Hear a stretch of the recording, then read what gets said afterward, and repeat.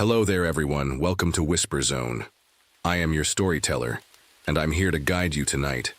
I know many of you use these videos to drift off to sleep, so before we begin, take a moment to like this video and subscribe to our channel. I'm always curious. Where are you watching from, and what time is it in your part of the world? Now, find your cozy spot and relax. Story 1.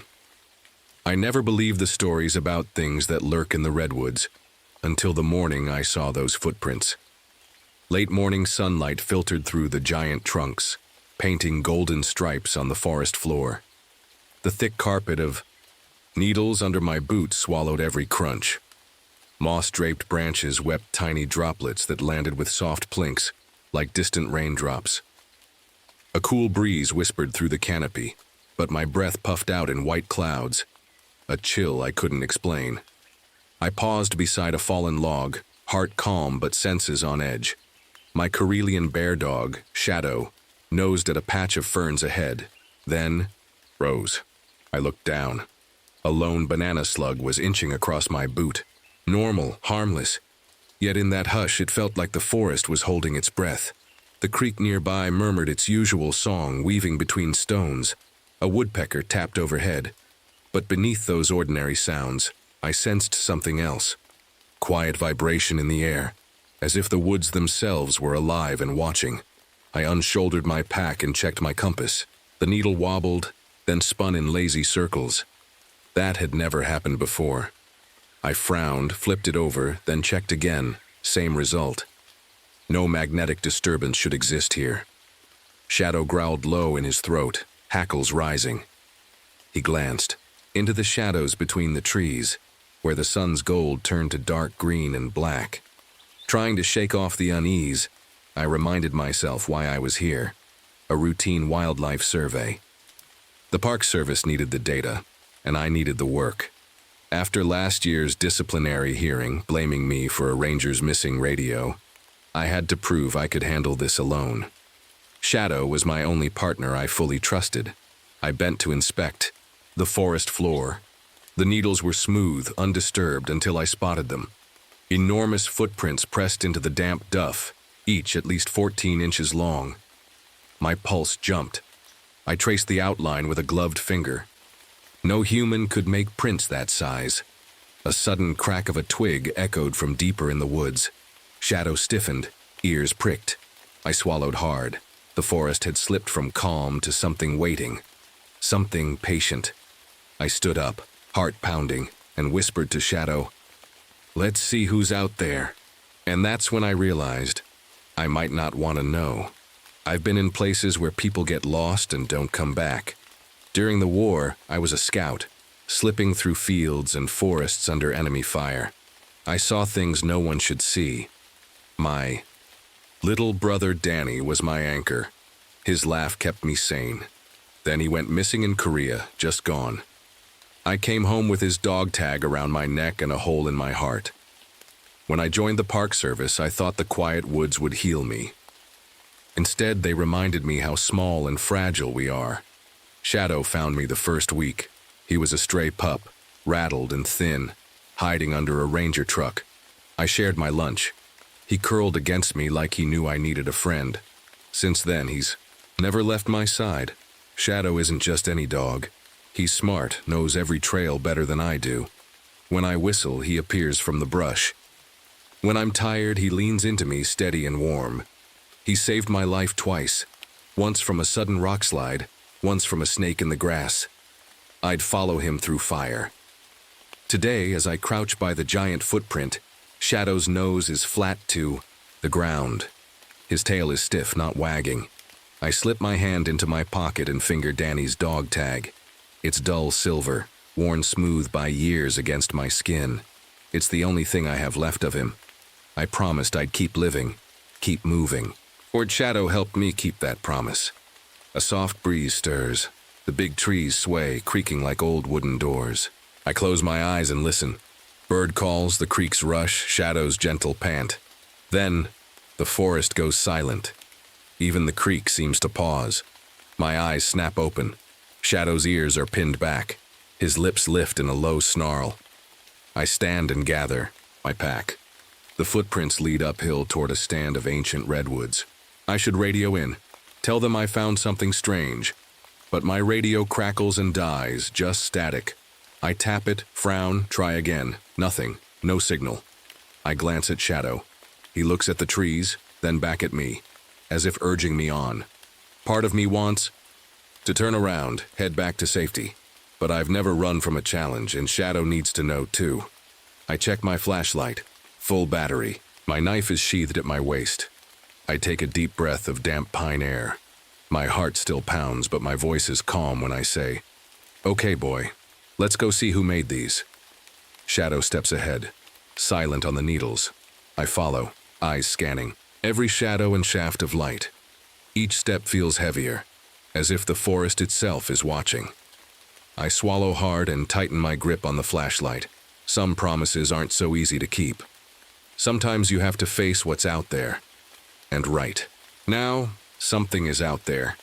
I take another step and the world seems to hold its breath with me. The slope ahead was steep, pero nothing I hadn't handled before.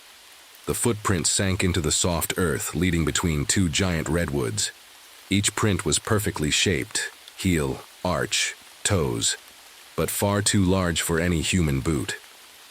I clicked on my flashlight and knelt beside the first print.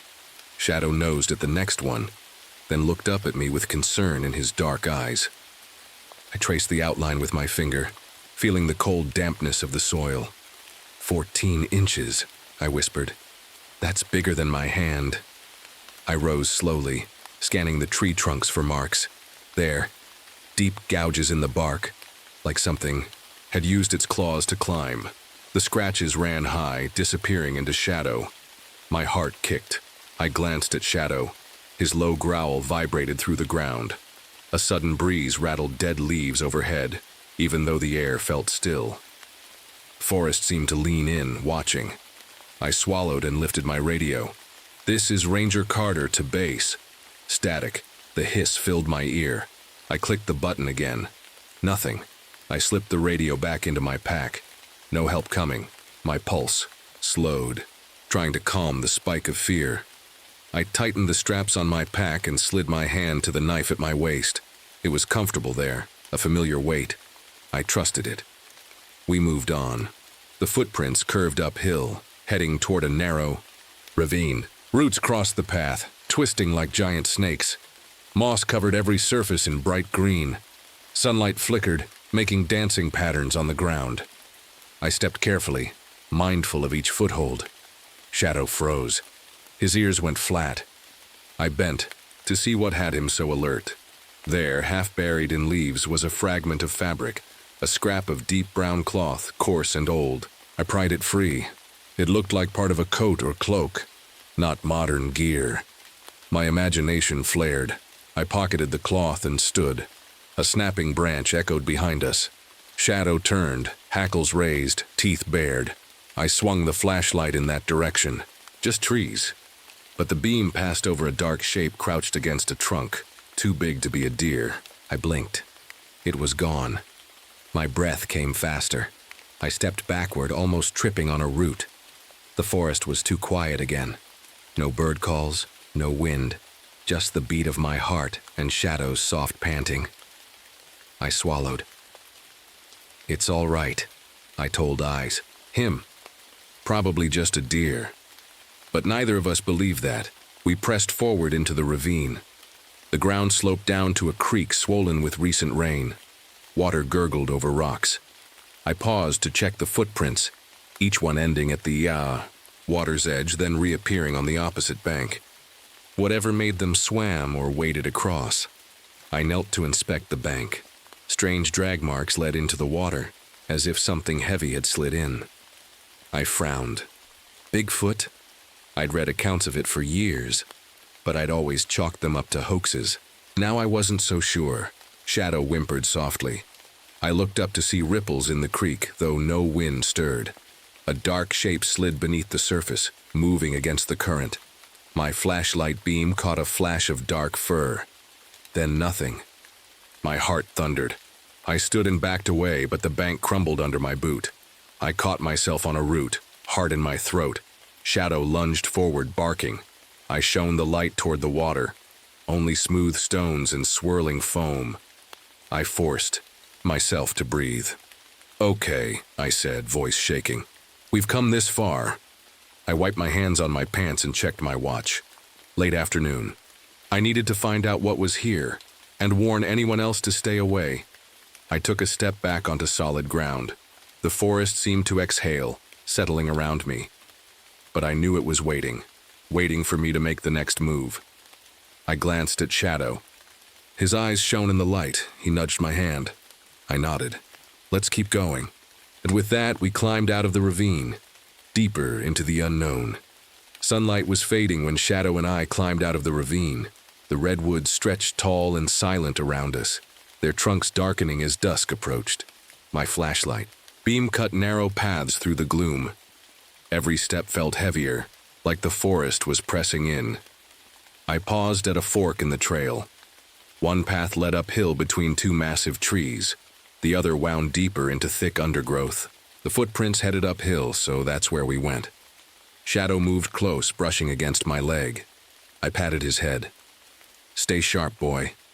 The air smelled of damp wood and earth. My boots sank into soft ground. I heard the creeks murmur, fade behind us. Ahead, the path narrowed.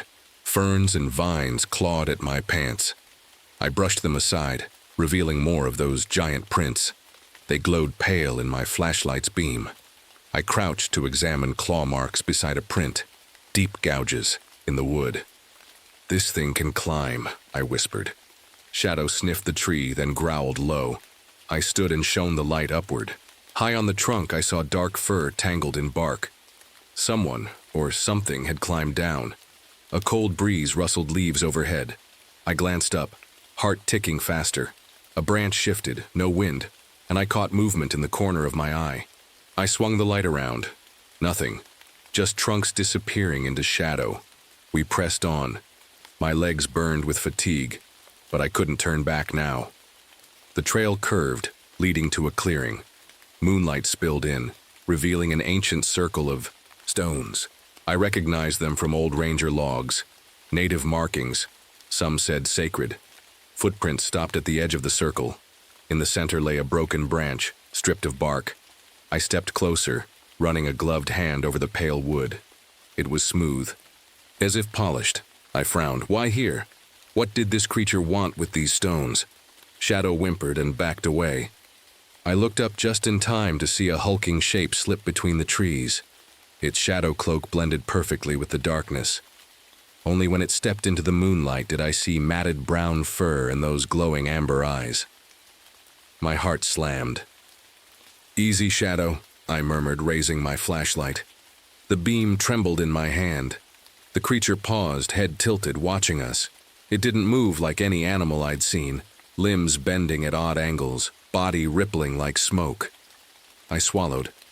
"I don't want to hurt you," I said softly, more to myself than to it.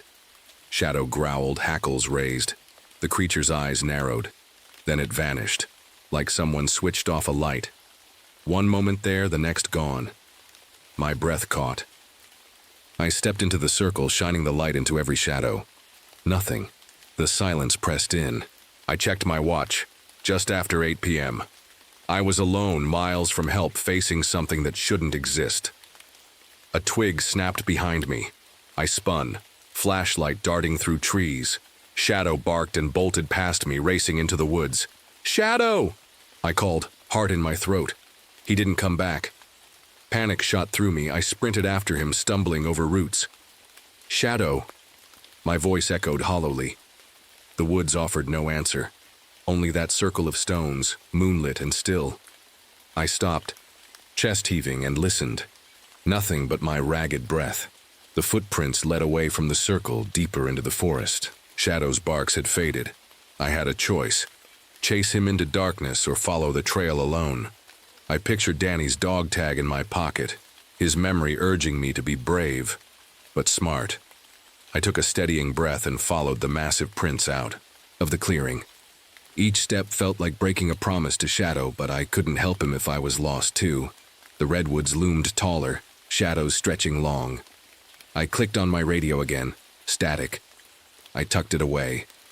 No rescue was coming. With every careful step, I felt the forest watching, waiting. I tightened my grip on my knife and whispered, "I'll find you, Shadow, I promise." Then I plunged into the darkness, hunting footprints and hope both. I pressed on between the redwood trunks, my flashlight beam sliding over rough bark and tangled roots. The moon was low, casting long, crooked shadows that danced as I moved. My heart pounded in my ears, each beat louder than the last. Then I froze. Ahead, the footprints stopped at a fallen log.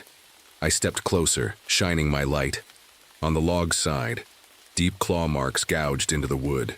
I swallowed hard, knuckles whitening on the flashlight's handle. Shadow's bark had gone quiet hours ago, but I felt his absence like an ache in my chest. A low growl rumbled through the trees. It wasn't a dog's growl. It came from something much larger. My breath caught. I spun the beam around, searching for movement. There it was. A hulking shape draped in living shadow crouched between two trunks. It was easy to miss, blending so perfectly with the darkness, but when it moved I saw the brown fur ripple like smoke. Its long arms rested on bent knees, fingers tipped with claws that gleamed in the light. I swallowed. The thing stood slowly, towering over me. Its eyes glowed amber, bright, fierce points of light that held mine. I backed away, heart hammering. "Stay back," I whispered, but my voice trembled. It tilted its head, studying me. Then it spoke, my own voice, soft and hesitant. "Helen, come closer." My knees threatened to give out. It sounded like me, but I'd never said those words. The forest around us held its breath. I blinked, and when my eyes opened, the creature was gone. Only the moonlit trunks remained, silent and still. For a moment I stood frozen, my ears strained for any sound. The creek, the wind, nothing. Every leaf seemed to hold its breath. I forced myself to move, stepping forward until I reached the spot where it had crouched. The ground was littered with needles, no footprints, no sign it had been there. My mind raced. Had I imagined it? The glowing eyes, the voice. A twig snapped behind me. I spun, flashlight whipping through the trees. Shadow, my dog, stepped into the beam, eyes bright but calm.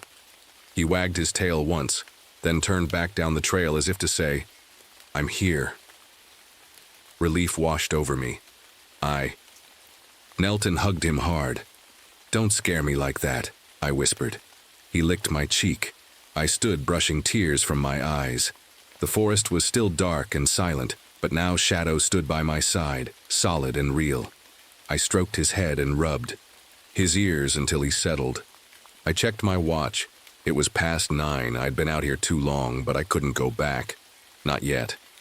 I needed to know what that thing was and why it called my name. With Shadow at my side, I took a steadying breath and followed the path where the prints should have continued. The woods seemed to lean in around us, daring me to chase a shadow. Clicked on my flashlight and whispered, "Let's find out what you are." And with Shadow's silent approval, I stepped deeper into the redwoods toward the unknown. The trail sloped up to a narrow ridge. Moonlight barely pierced the tall redwoods, and my flashlight felt weak against the dark. Shadow padded close, his fur brushing my leg. I could feel his steady heartbeat through the leather strap of his harness. Up ahead, the giant footprints reappeared, pressed deep into the soft earth. They led to a rocky outcrop where the trees broke, revealing a view of the valley below. The air was colder here, carrying the scent of damp stone and old pine. I crouched by the largest print, nearly twice as long as my boot. I shone the light on the rocks above. There, scratches on stone like something had hauled itself up. The ridge ended in a sheer drop on one side and a steep slope on the other. If the creature climbed up, it could see me from above. I swallowed hard. My flare pistol was in my pack. It wasn't made for killing, just signaling. But the flare could light the ridge on fire or at least force the creature to reveal itself. My hands trembled as I loaded a flare. Shadow sniffed the flare in my hand, then looked back toward the trees, alert. I stood and called softly, "If you're out here, show yourself." My voice sounded small in the vast night. For a moment, nothing happened. Then a long shadow detached from the tree line and stretched toward me. The creature stepped into the moonlight. Its fur was dark brown, matted with dirt and leaves. Its shoulders hunched, arms long enough to nearly touch the ground. Those amber eyes fixed on me. I raised the flare pistol. The creature cocked its head, studying me. It didn't move closer, didn't flee, it just watched. My heart pounded so hard I thought it would burst. I pressed the flare's trigger. A burst of orange shot into the air, trailing sparks. The flare arced and landed among the ferns at the creature's feet. The dry fronds caught instantly, crackling into flame. The beast reared back, its shadow cloak igniting in bright orange. For a heartbeat, I saw its true shape. Massive, muscular, almost human, with a face half hidden in fur. Then it roared. A sound that shook the trees. Flames roared up the slope. The creature beat at the fire, snuffing out parts of it with huge hands. It turned toward me, dripping sparks, and I saw rage in those glowing eyes. I stumbled back, tripped on a root, and fell hard. The flare pistol skittered from my hand, landing near Shadow. He growled and stood between me and the fire. The creature stepped through the flames, unharmed. The fire died where it passed, as if the blaze dared not burn it. My chest tightened. I fumbled for my knife. It felt useless against something that could walk through fire. Above me, the ridge creaked. A small rock slide. No, the creature dislodged stones with one foot. Rocks tumbled down toward me. I shielded my head, heart lodged in my throat. Shadow lunged and snapped at the creature's ankle. The beast paused, giving me a moment. I scrambled up and grabbed the flare pistol again. My hands shook so badly I nearly dropped it. I aimed at the creature's chest and fired the second flare. This one struck its cloak directly. Flames blossomed, bright and fierce. The creature howled, a long, searing cry. It clutched at its shadow, pulling at the cloak as if in pain. Then with a final roar, it turned and bounded up the ridge, disappearing into the night. The fire guttered and died. Smoke curled around my boots. I sank to my knees, chest heaving. Shadow dropped beside me, tongue lolling, eyes watchful. I hugged him tight, relief and fear mixing in my bones. I looked up the ridge. No sign of the creature, only broken branches and scorched needles. My flashlight beam trembled as I panned the slope. The redwood stood silent as if nothing had happened. I swallowed hard and checked my watch. Nearly midnight. I'd faced something impossible and survived, but at what cost? Shadow was safe, but the forest felt different. Hollow, watching. Patted Shadow's head. "Let's go home," I whispered, but I knew we wouldn't find true safety tonight. The woods had seen me challenge it, and it would remember. I gathered my gear and started down the ridge, Shadow at my side. Every step echoed in the quiet. The prints were gone, the fire cold, and the forest held its secrets close. As we vanished into the trees, I carried one thought. I had won the fight, but the war was far from over. The trek back down the ridge felt longer. My legs trembled, and every snapped twig made me jump. Shadow padded close, always a step behind me, eyes on the dark woods. The flare pistol was empty, my knife still sheathed. When we reached the creek, moonlight sparkled on the water. I knelt and drank, careful not to slip on the wet stones. Shadow lapped at the bank. The forest sounded normal again, water flowing, leaves rustling. Yet I felt its watchful presence. I checked my watch, 2:15 a.m. No phone signal, no backup. Just me, Shadow, and the endless redwoods. I slipped Danny's dog tag back into my pocket and closed my hand around it. A promise kept. I survived. But another promise broken. I never found Shadow's missing puppy friend, or my own peace. We reached my ranger truck at 3 a.m. The engine roared to life on the first turn of the key. Headlights cut through the trees. I glanced in the rearview mirror. Shadow sat alert in the passenger seat, fur still dusted with ash. He gave a small wag. On the drive back to the ranger station, the road wound between dark trunks. I kept expecting to see amber eyes in the mirror, but nothing followed. The night was silent. At the station, I filed my report. Footprints, claw marks, flare damage, all noted. My supervisor frowned but accepted it. He'd heard the legends of Bigfoot in these parts. He'd never believed them, until now. I drove home before dawn. The sky lightened, pale pink on the A. Horizon. Shadow curled at my feet as I unpacked. I washed soot from my boots and laid out my gear. The dog tag gleamed on my desk. That afternoon, I returned to the clearing with a small team. We found broken branches and scorched needles, but no footprints. Whatever I fought vanished without a trace. Weeks later, I dreamt of those amber eyes and that wounded voice calling my name. Each morning, I checked the duff around camp, and every dawn I find one new 14-inch footprint. Always alone, always pointing deeper into the forest. I thought I proved myself worthy, proved I could face the darkness.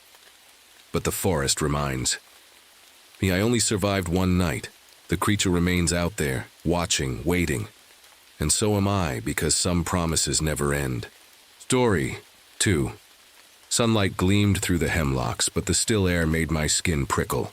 I'm Mark Reynolds, park ranger, and I've spent years in smoky fire camps, but I've never heard the forest hold its breath like this. I leaned on the stone railing of the overlook at Klingman's dome. The late-day haze painted everything gold. Cicadas had been singing a steady hum, and then nothing. No breeze, no birds, just quiet that pressed against my ears. I lifted my canteen and took a slow drink of water.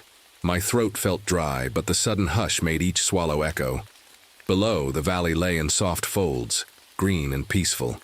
Yet I felt a weight in my chest, a warning I couldn't name. A flash of movement near my boot made me glance down.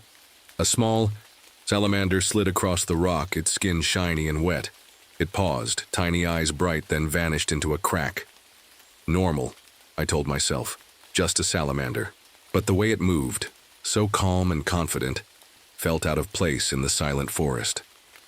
I straightened and shook my head. Tonight I was guiding 2 Boy Scouts on an overnight trek. I'd wandered these trails 100 times. But something about the golden light and the heavy quiet made every shadow seem alive. Still, I had a job to do. I checked my radio. Static crackled, then cleared. "All good?" I asked. Only my own voice came back. I smiled, a small, tight twist that didn't reach my eyes. "All good," I repeated, but the forest did not answer. My boots felt heavier than usual. Every breath tasted of dust and fear. I tried to shake it off. Tomorrow night's campfire stories would laugh about this. But right now, I felt something watching me from the trees, really close. "You said..." I heard footsteps crunching behind me. Turning, I saw Tim and Josh stepping onto the overlook platform. Tim, all energy at 12, bounced on his toes. Josh, 2 years older, moved slower, eyes scanning the trees as if expecting something to pop out. "Wow, Ranger Reynolds," Tim said, voice bright. "This view is awesome." "Sure is," I replied, forcing a grin. "But stay close. The trail narrows past here." We set off down the switchbacks. The air smelled of damp earth and pine. Tim chattered about earning badges, first aid, knot tying, camp cooking. Josh answered with quiet nods, hugging his backpack straps. I kept my hand near my radio, half expecting that static crackle again. As we walked, I thought about why I'd taken this job. Being a firefighter taught me to face fire and smoke. As a ranger, I thought I'd left real danger behind. But after losing my crew in that mine rescue back in '62, I'd carried guilt like a stone in my chest. I still wore my singed badge on my jacket. Reminder of faces I couldn't save. I cleared my throat. "Remember, you two. Stick to the path. Don't wander off." "Got it," Josh mumbled, though his eyes lingered on the dense woods. We passed a cluster of hemlocks where the light dimmed early. Tim pointed at a patch of bright mushrooms near the roots. "Cool," he whispered, crouching to look. I waited, heart ticking faster until he jumped up and we moved on. The forest seemed to lean in around us. Every bird call felt distant, every breeze too soft. My boots pressed into the trail, but my mind wandered to that hush at the overlook. Something wasn't right. About 20 minutes in, Josh slowed. He frowned at his water bottle. Ranger, my radio's crackling weird. I stopped and lifted his pack, checking the small handheld. Static hissed, then an odd note rang, like someone whispering my name. I flicked the switch off and on. Probably just low battery, I said, though my pulse skipped. I handed it. Back Josh shrugged and clipped it to his belt. Okay. We kept going. The sun dipped lower. Shadows stretched long across the path. Tim skipped ahead. Josh trailed behind me, silent. I kept glancing into the trees, half expecting movement. The forest was too quiet, too watchful. And I wondered, was it just the wind? Or something else waiting? We reached a rocky clearing where the trail bent around a steep drop. The sky was a pale orange now. Tim scrambled onto a boulder, grinning. Look, Ranger, like we're on top of the world. I glanced over the edge. The valley stretched out in waves of green. Nice view, I said, but my voice sounded hollow. I kept picturing that salamander, how out of place it looked in the silent heat. Josh stood close to me, eyes fixed on the trees below. I patted his shoulder. Ready to head down? He nodded, but as we turned, his foot caught on a root. He stumbled, and his radio flew from his belt, clattering on the rock. I bent to pick it up. The screen was cracked. Static hissed from the speaker. Sorry, Ranger, Josh said. He reached for it, but I held up a hand. Let me. I clicked the power off and on. For a moment there was only silence. Then, faint, but clear, came a voice, my voice. Mark, save them. I froze. The words were slow, almost gentle, but they weren't mine. My heart hammered. I looked at Josh. His face went pale. What? What was that? He whispered. I swallowed hard. Nothing, just the wind in the wires. I handed the radio back, voice tight. Let's move. We climbed down into the trees. The temperature dropped and the cicadas started up again. Fast, nervous chirps. Tim reached out and grabbed my sleeve. Ranger, did you hear talking? Just your imagination, buddy. I forced a laugh, though my teeth felt cold. We pushed. The path narrowed, roots twisting like ropes. I kept scanning the woods. Every snap of twig made me jump. Josh fell in step beside me, quiet. Tim bounced ahead, oblivious. Suddenly, Josh stopped. He pointed to a rock face. Deep grooves scored the stone, long, curved slashes that hadn't been there on the map photos.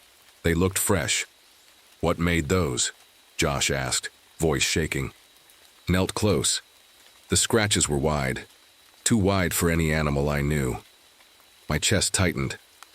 I don't know. A breeze stirred needles on the ground. Then another, stronger, carried a faint whisper. I caught a word. Leave. I stood up fast. Time to go, I said, voice low. I took Josh's hand. Tim turned, frowning. Guys, wait up, he called, but his words sounded small. Hurried down the trail. The forest seemed to press in, shadows shifting at the edge of my vision. My mouth was dry. I thought of my crew in that mine, how I'd tried to save them. I thought of these boys, trusting me to keep them safe. The wind whispered again, soft and cold. Run! I didn't look back. I just ran. My boots pounding, my heart screaming toward the camp we'd set up near the ridge.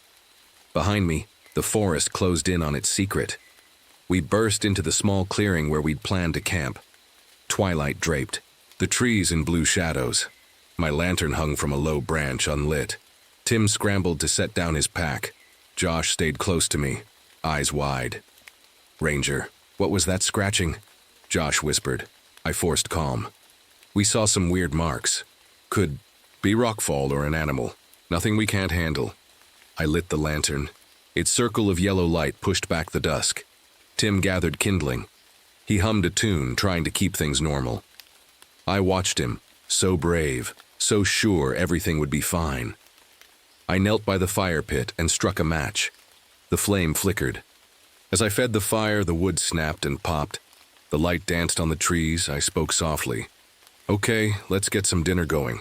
Hot dogs and beans, remember? Tim cheered. He loved camp food. Josh gave a small smile but didn't move. I glanced at him. You hungry? Josh nodded, but his lips trembled. I put a hand on his shoulder. Hey, it's okay. We're safe here. He swallowed. I heard my mom calling me. His voice was a whisper. My heart stopped. Your mom? He nodded. From over there, he said, pointing into the dark trees. She said, Josh, come home. I stood scanning the woods. Did you see anyone? Josh shook his head. Just the trees, but I heard her. I kneeled again. Sounded real? He looked at me. Yes. I swallowed and forced a smile. Maybe an echo from the ridge. Voices carry funny at dusk. I ruffled his hair. Eat something, you'll feel better. Tim handed Josh a hot dog. Josh took a bite but barely chewed. I watched the firelight on his face. So young, so scared. After a moment, I said, I'm going to check the perimeter. I stood and grabbed my flashlight and radio. Can I come? Josh asked. I hesitated. Part of me wanted to keep him close, but I knew he needed rest. No, buddy. You stay with Tim. I'll be right back. He nodded, hugging himself. I stepped into the trees. The beam of my flashlight cut through the dark. The forest was silent again, too silent. My boots crushed leaves. I circled the clearing, shining light on tangled roots and mossy trunks. At the far edge, I spotted the scratch marks on a boulder. They looked deeper in the lantern's glow. I knelt to inspect them. The grooves were jagged, as if something sharp had clawed down. A sudden gust stirred the leaves. The whisper came again, soft, urgent. You cannot save them. My blood ran cold. I spun toward the camp. The light wavered. For a second, I thought I saw a tall, gaunt figure between the trees, antlers, like twisted branches, eyes glowing with wind. Then it vanished. I grabbed the radio. Tim, Josh, get ready. My voice shook. Inside the clearing, Tim looked up, brandishing a stick like a sword. Josh stood behind him, face pale. Ranger? Tim asked. I swallowed. We need to leave, now. Tim dropped the stick. Why? I didn't answer. I grabbed Josh's hand and pulled him toward the trail. Tim grabbed his pack. We ran, firelight shrinking behind us. Branches whipped at my jacket. The trail sloped downward. My heart thundered. Behind me, I thought I heard laughter. Low, hollow, carried on the wind. We didn't stop until the trees broke and the old road came into view. I slowed us there, chest heaving. The lantern was out of fuel. The fire behind us was just embers. Tim panted. What was that? I looked back into the dark. Something old, something angry. I swallowed. But you two are safe now. Josh's eyes filled with tears. Tim put an arm around him. I rubbed my neck, feeling the weight of the forest silence pressing in again. We'll get back to the station, I said. We'll call for help. I didn't mention the voice in my head or the figure's antlers. I didn't mention the guilt twisting in my chest. I just led them down the road, every step echoing in the gathering night. We reached the gravel road that cuts through the park. The headlights of my truck were parked back at the station a mile away. I hesitated, torn. Go for help now, or keep moving with the boys? Josh's hand tightened on mine. Ranger, I don't want to go back there. Tim glanced into the dark tree line. Yeah, something's in those woods. I knelt. Listen, I'm sorry I got us into this. I thought it was just marks and static, but it's more. I swallowed. We need to get off the mountain. Josh looked relieved. Tim nodded. We started walking toward my truck. The road was quiet, the only sound our boots on gravel.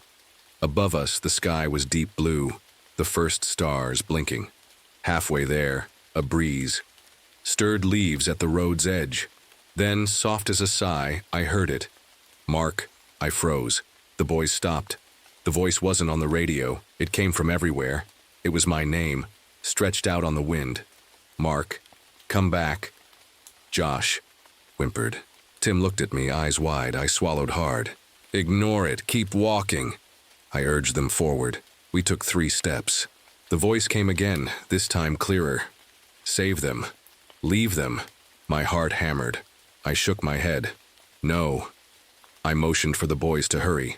Suddenly, from the trees came a flicker of movement, a tall shape gliding just beyond the tree line. Antlers caught the moonlight. Its body was thin, limbs long. It stood full height watching us. "Run," I whispered. Tim grabbed Josh's other hand. We sprinted down the road. Gravel sprayed under our feet. The shape melted back into the trees. I dared a glance and saw nothing but dark trunks. We neared my truck. Josh's breaths came fast. Tim opened the door for him. I tossed my keys and shoved them inside. I slid in beside Tim and gunned the engine. Headlights cut a path through the night. The truck rumbled downhill. Behind us, the forest stood silent, as if nothing had happened. Josh curled in the passenger seat, eyes closed. Tim wiped sweat from his brow. I kept glancing in the mirrors, half expecting those antlers to appear on the ridge. At the station, the other rangers were waiting, concerned. Faces under the porch light, I helped the boys out. They stumbled toward safety. One ranger grabbed Josh. "You okay, buddy?" Josh nodded, voice small. "Yes, I think so." I forced a smile. "We're fine." Inside, I set down my radio. It was silent. No static. No voices. I touched my singed badge, the reminder of the crew I couldn't save. That night, I couldn't sleep. I kept hearing the wind voice. "You cannot save them." But I had saved Josh and Tim. I closed my eyes and held the badge tight. Outside, the forest whispered in the dark, waiting. Morning light slanted through the station windows. The boys slept on cots in the back room, exhausted but safe. I poured coffee and stared at the dark stain on my jacket where sweat, and maybe something else, had soaked in. But I couldn't shake the feeling that we hadn't finished this. The forest out there was waiting. I glanced at my radio. It crackled once, then went quiet. I checked the station log. No other calls overnight. I stepped outside. The air was cool and fresh. Too calm. I thought of the clearing, the fire pit we'd left behind, the Wendigo. If it was beaten, it would return. If not, it awaited more. My feet carried me back up the mountain road. Halfway, I stopped at the trailhead. The boys' footprints were still in the gravel. I swallowed. Guilty. I'd promised safety, but I needed to finish this. At the clearing, ashes lay cold. The fire pit was blackened. I knelt by the stones. Among the ashes, I found a fragment of antler, charred but intact. I picked it up, smooth, curved, real. A breeze stirred. The woods were quiet, watching. I closed my eyes and remembered the Wendigo's howl as the flames took it. Wild, furious, full of pain. I remembered tackling it into the smoke, feeling its weight, its hunger. I stood and gathered small sticks. I arranged them in the pit. My hands shook. I struck a match. Flame caught. Smoke curled up in pale gray spirals. "Come on," I whispered. "If you're still here," I waited. The smoke rose. For a moment, nothing happened. Then the wind shifted. The smoke blew back toward me. A shape formed in the haze, tall, gaunt, antlers rising like broken branches. Its eyes were darker smoke, empty but full of longing. It drifted closer. The heat from the fire touched its limbs, but it did not burn. It hovered, silent, watching. I felt its sorrow and its rage. Held up the antler fragment. "You're hurt. You belong to the fire now." It tilted its head. The air pulsed with a low whisper. "Free." I took a breath. "Go." The Wendigo's form wavered. The smoke brightened. Then, with a final sigh that shook the trees, it dissolved into the flame. The fire flared white, for an instant, then settled back to orange. The shape was gone. I dropped the fragment into the pit. It cracked and splintered in the heat. I watched until only embers remained. The forest exhaled. Birds began to call. A breeze rustled new leaves. The hush was broken. I stamped out the fire. My heart still pounded, but the weight in my chest was lighter. I gathered what remained of the camp and started back down the trail. Below, the station sat quiet. I knew the boys would wake soon. They'd be safe, and the mountain would be quieter now, real quiet, not that empty hush from before. As I walked, I spoke to the wind. "Rest now. The forest answered with a soft rustle, almost like thanks. And for the first time since the haze, I believed it. I returned to the station just as the boys stirred. Sunlight filled the bunk room. Tim yawned and stretched. Josh rubbed his eyes and blinked up at me. "Morning, Ranger," Tim said, voice still thick with sleep. "Morning," I replied, forcing a normal tone. "Sleep well," Josh nodded slowly. "I had a weird dream. Trees talking." I offered a small smile. "Must have been the wind. Let's get breakfast." They ate quietly. I kept glancing at the door, half expecting something to slip in behind them. But nothing came. Just the smell of coffee and bacon. Real life. After breakfast, I walked them to their parents' car. Mrs. Carter hugged Josh tight. Mr. Lewis ruffled Tim's hair. "Thank you, Ranger," Mrs. Carter said, eyes wet. "They won't stop talking about the view." I nodded. Glad. They're okay. I watched them drive off, the boys waving. The road curved and they were gone. Back at the station, I cleaned my gear. The antler fragment was gone, reduced to ash in my pocket. My badge lay on the table, singed but whole. I traced its letters with my finger. "Mark Reynolds," it read. I turned on the radio. Static, then silence. No whispers. I closed my eyes and remembered the smoke, the shape, the forest's sigh. Later that afternoon, I hiked back up to the clearing. I wanted to be sure. The fire pit was cold. New grass sprouted between the stones. No scratches on the boulder. The woods looked normal, green, peaceful, alive. I knelt and pressed my palm to the earth. It felt warm from the sun.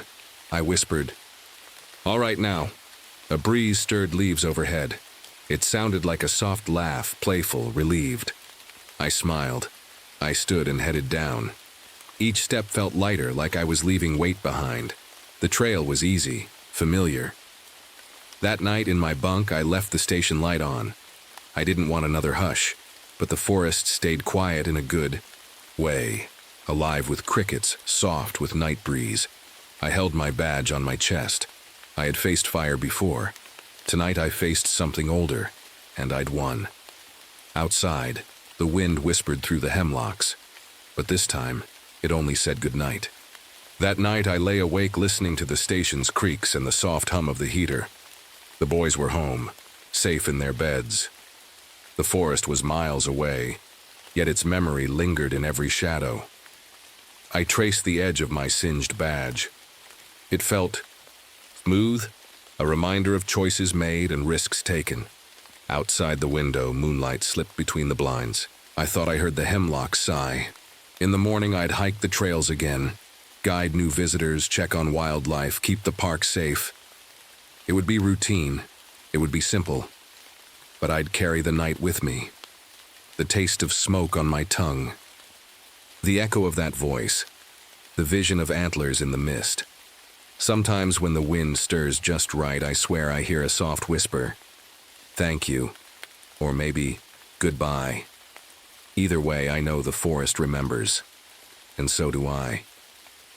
The world feels a little quieter now. Real quiet, with life humming beneath. And I sleep knowing that if the Wendigo ever returns, I'll be ready. Story 3. I froze the moment I saw the water. It was too still.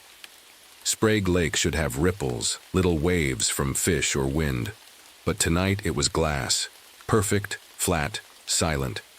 My breath puffed in the cooling air as I tightened the straps on my backpack and glanced at the trees lining the shore. Shadows stretched long, dark fingers across the path. I'm Ranger Lisa Monroe, and I've walked this trail 100 times. But I've never felt a chill like this. Not the kind you can shrug off with a warmer coat. The sun was almost gone, just a thin orange slash behind the pines, and the temperature had dropped in a heartbeat. A frog croaked somewhere to my left. I turned, expecting to see it leap into the reeds, but the sound didn't repeat. Instead, there was only silence. No rustle of leaves, no distant call of an owl. Nothing. My heart ticked louder in my chest. I took a careful step forward. Boots, crunching on pine needles. The chipmunk darted out from a fallen log, its little body stiff as it froze, eyes locked on me. Then it squealed, a high, urgent shriek, and bolted back into the underbrush. I watched its tail vanish, and I felt, rather than saw, the forest hold its breath. I raised my flashlight. The beam wobbled as my hand trembled. The lake stayed motionless. The trees seemed to lean closer. I swallowed hard. Okay, I told myself, voice barely above a whisper. Just a weird calm. Probably the wind died down. But the wind hadn't died down. I felt it at my back, a soft brush of air, yet the water remained undisturbed. I clicked off the flashlight and listened. My ears picked up a faint rustling behind me. I spun, heart thudding, but saw only trunks and darkness. The silence pressed in. My radio crackled. A pop of static, and I nearly jumped out of my skin. I clicked the button. "Base, this is Monroe. Do you read me?" Nothing but static. I tapped the radio again. "Base, do you copy?" My own voice echoed back at me, distorted and empty. I glanced at the sky. The last light was gone. The world felt smaller now, boxed in by trees and shadows. My breath came faster. I should turn back to camp. Tell Dr. Price we wait until morning. But something nudged me forward, a sense that I needed to see more, to understand what had gone wrong. I took a deep breath. The smell of damp earth and pine filled my nostrils. My boots sank slightly into the soft ground. I stepped toward the lake's edge. The water reflected nothing but black. No stars, no moonlight, just emptiness. And then I heard it. A low, distant howl. Not one voice, but many, rising together in a slow, hungry chorus. Too coordinated to be coyotes. Too deliberate. My hand went to the silver EMT tag at my neck, the only piece of my old life I carried since the fire. Closed my eyes, steeled myself, and whispered, "All right, Lisa Monroe. Let's see what you've walked into." I've been a park ranger here for 3 years, but before that I was a paramedic. I still carry that old silver EMT tag on a thin chain around my neck. It reminds me of the night the cabin fire took my team and why I left that life behind. Back then I thought I could save anyone. I thought I had to. But the flames moved too fast. I lost people I cared about, and I couldn't forgive myself. After that, I traded the flashing lights and sirens for quiet forests and trails. I told myself nature would heal me. Tonight, though, the forest felt less like healing and more like waiting. I glanced over at Dr. Alan Price, my companion on this wildlife survey. He was kneeling by our tent, adjusting a camera trap for the beavers. Alan's calm, nerdy smile usually makes me relax, but right now, even he seemed tense. "Something's off," I said softly. He looked up, brushing dirt from his sleeve. He nodded. I felt it too. The radio went silent.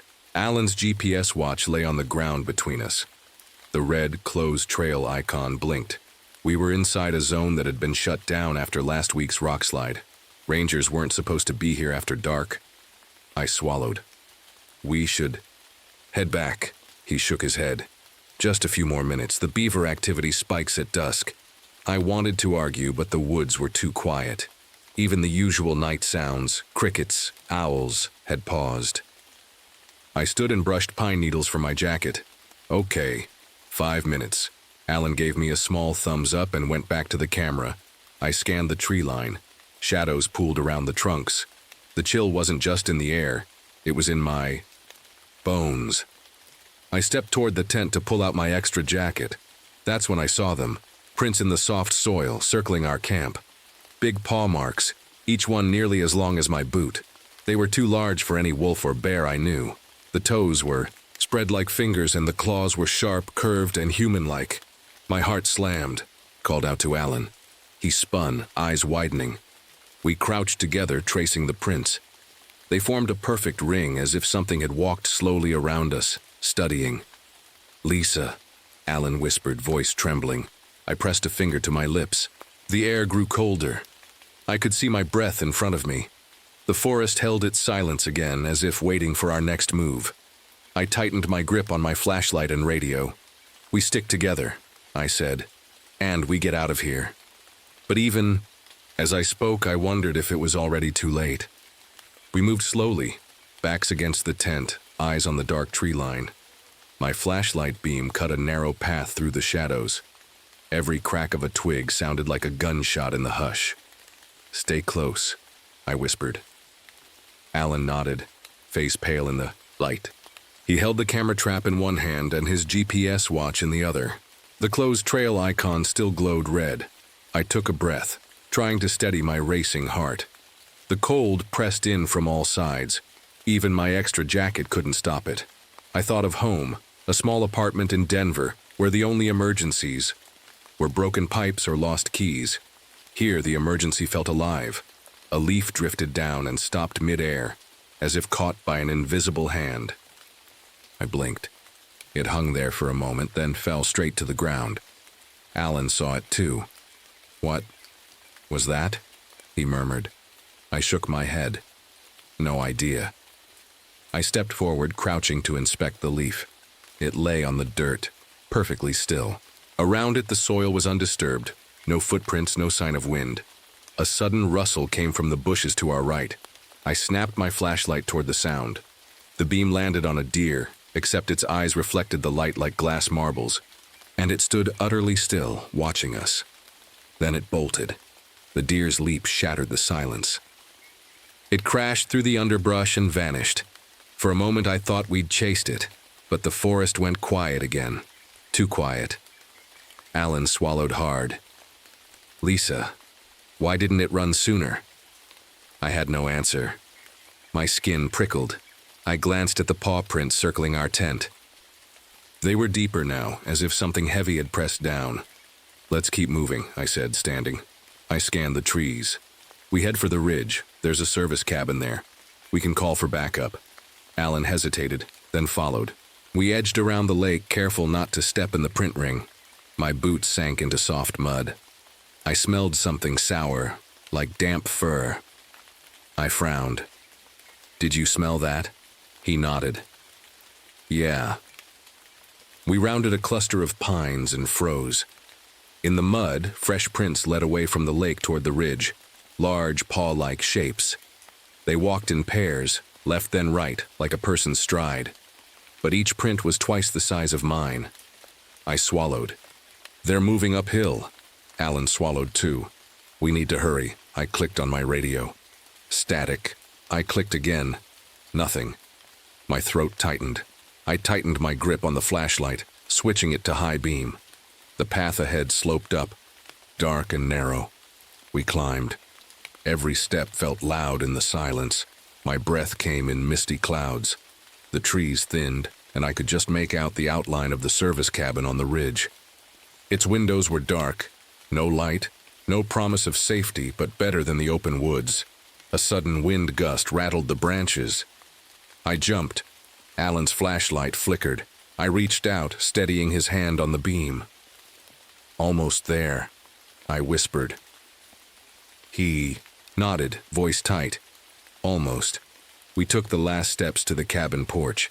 I raised my hand to knock and froze.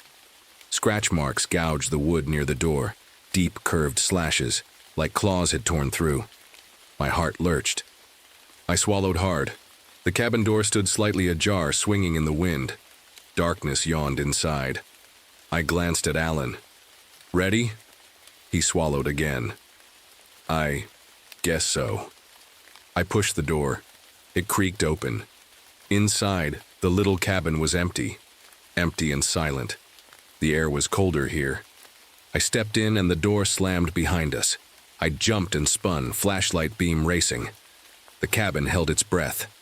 Then I heard it, low, soft, a whisper under the wind, a voice in barks, calling, "Lisa." I felt it in my mind, and I knew. Whatever came next was waiting just beyond the door. The cabin's wooden floor creaked under our boots. I held the flashlight high, its beam trembling across rough walls and a small table. Alan stayed close behind me, eyes wide. "Something's not right," he whispered. I nodded. The scratch marks outside made my skin itch. I stepped to the table. On it lay an old map of the park, pinned under a heavy rock. The map's edges were curled damp with age. I picked it up.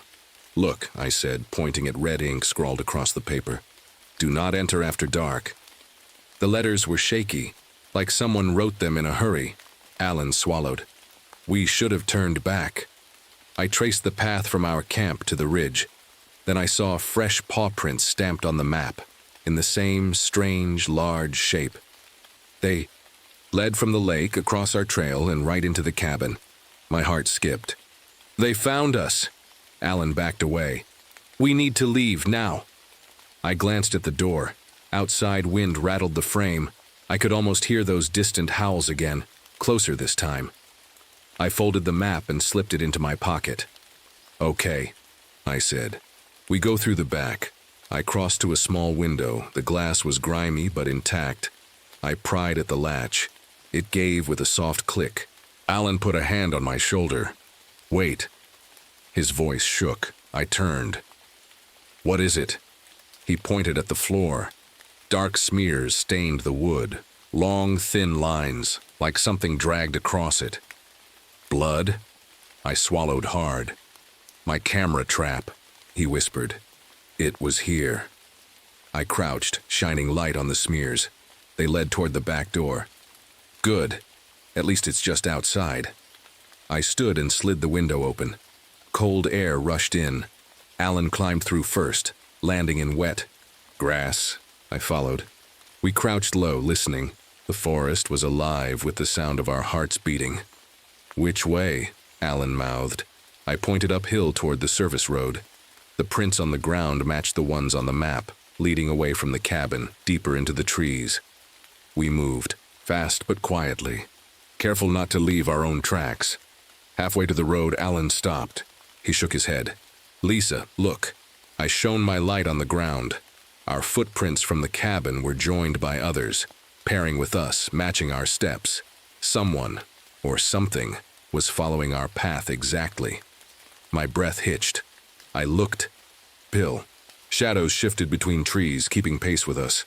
I couldn't see a shape, but I felt eyes on my back. "Run." Alan's whisper was urgent. I nodded, and we broke into a crouched sprint. The forest whipped past. Branches snagged my jacket. My boots slipped in the mud.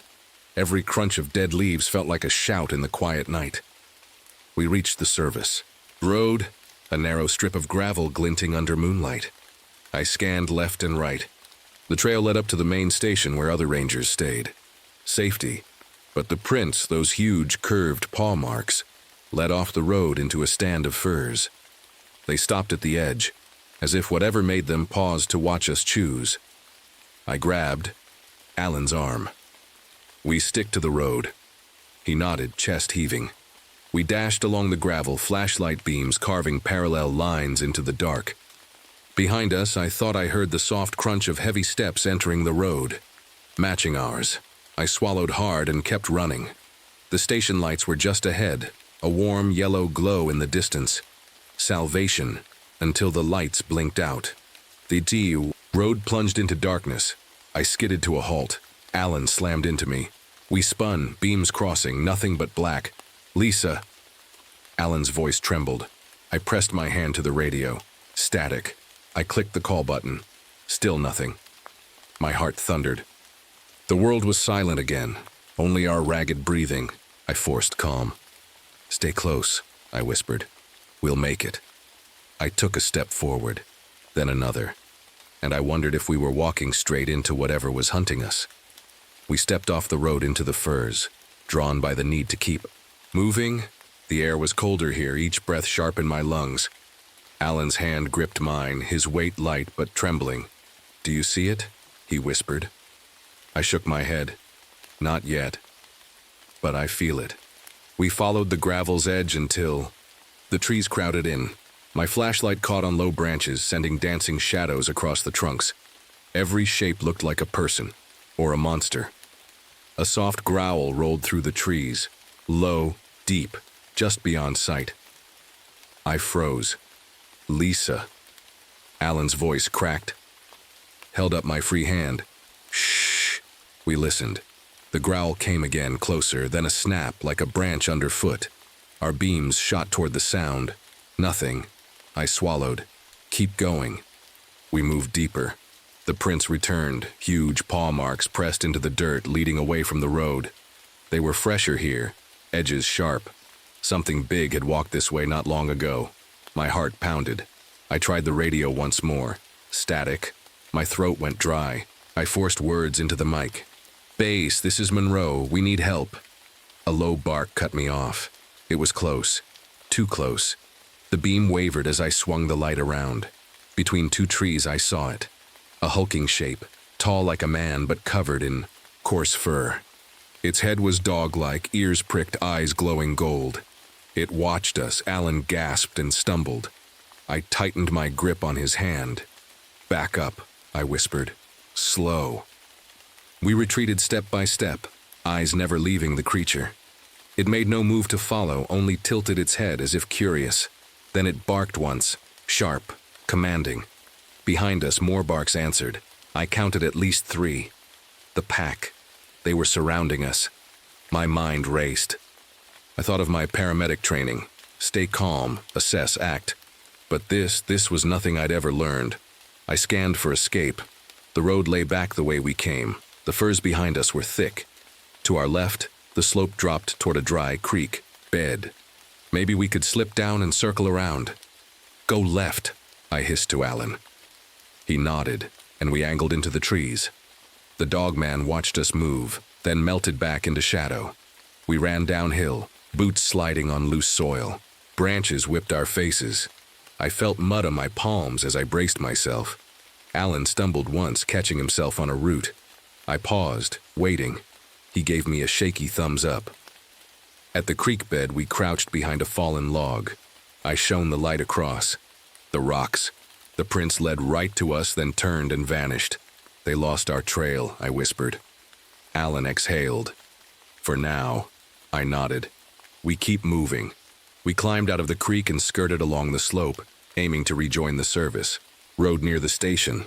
The trees began to thin. I dared a glance back. Nothing. I let out a breath I hadn't realized I was holding. "Lisa," Alan said softly. I shook my head. Not safe to stop. He rubbed his arm. "I know." We crested a small rise. The station. Lights glowed again, steady, bright. I started toward them, heart lifting. Then a figure stepped onto the road, tall, furred, eyes reflecting the light. The Alpha. It stood upright like a man in a coat. Its muzzle lifted in what might have been a snarl, or curiosity. I froze.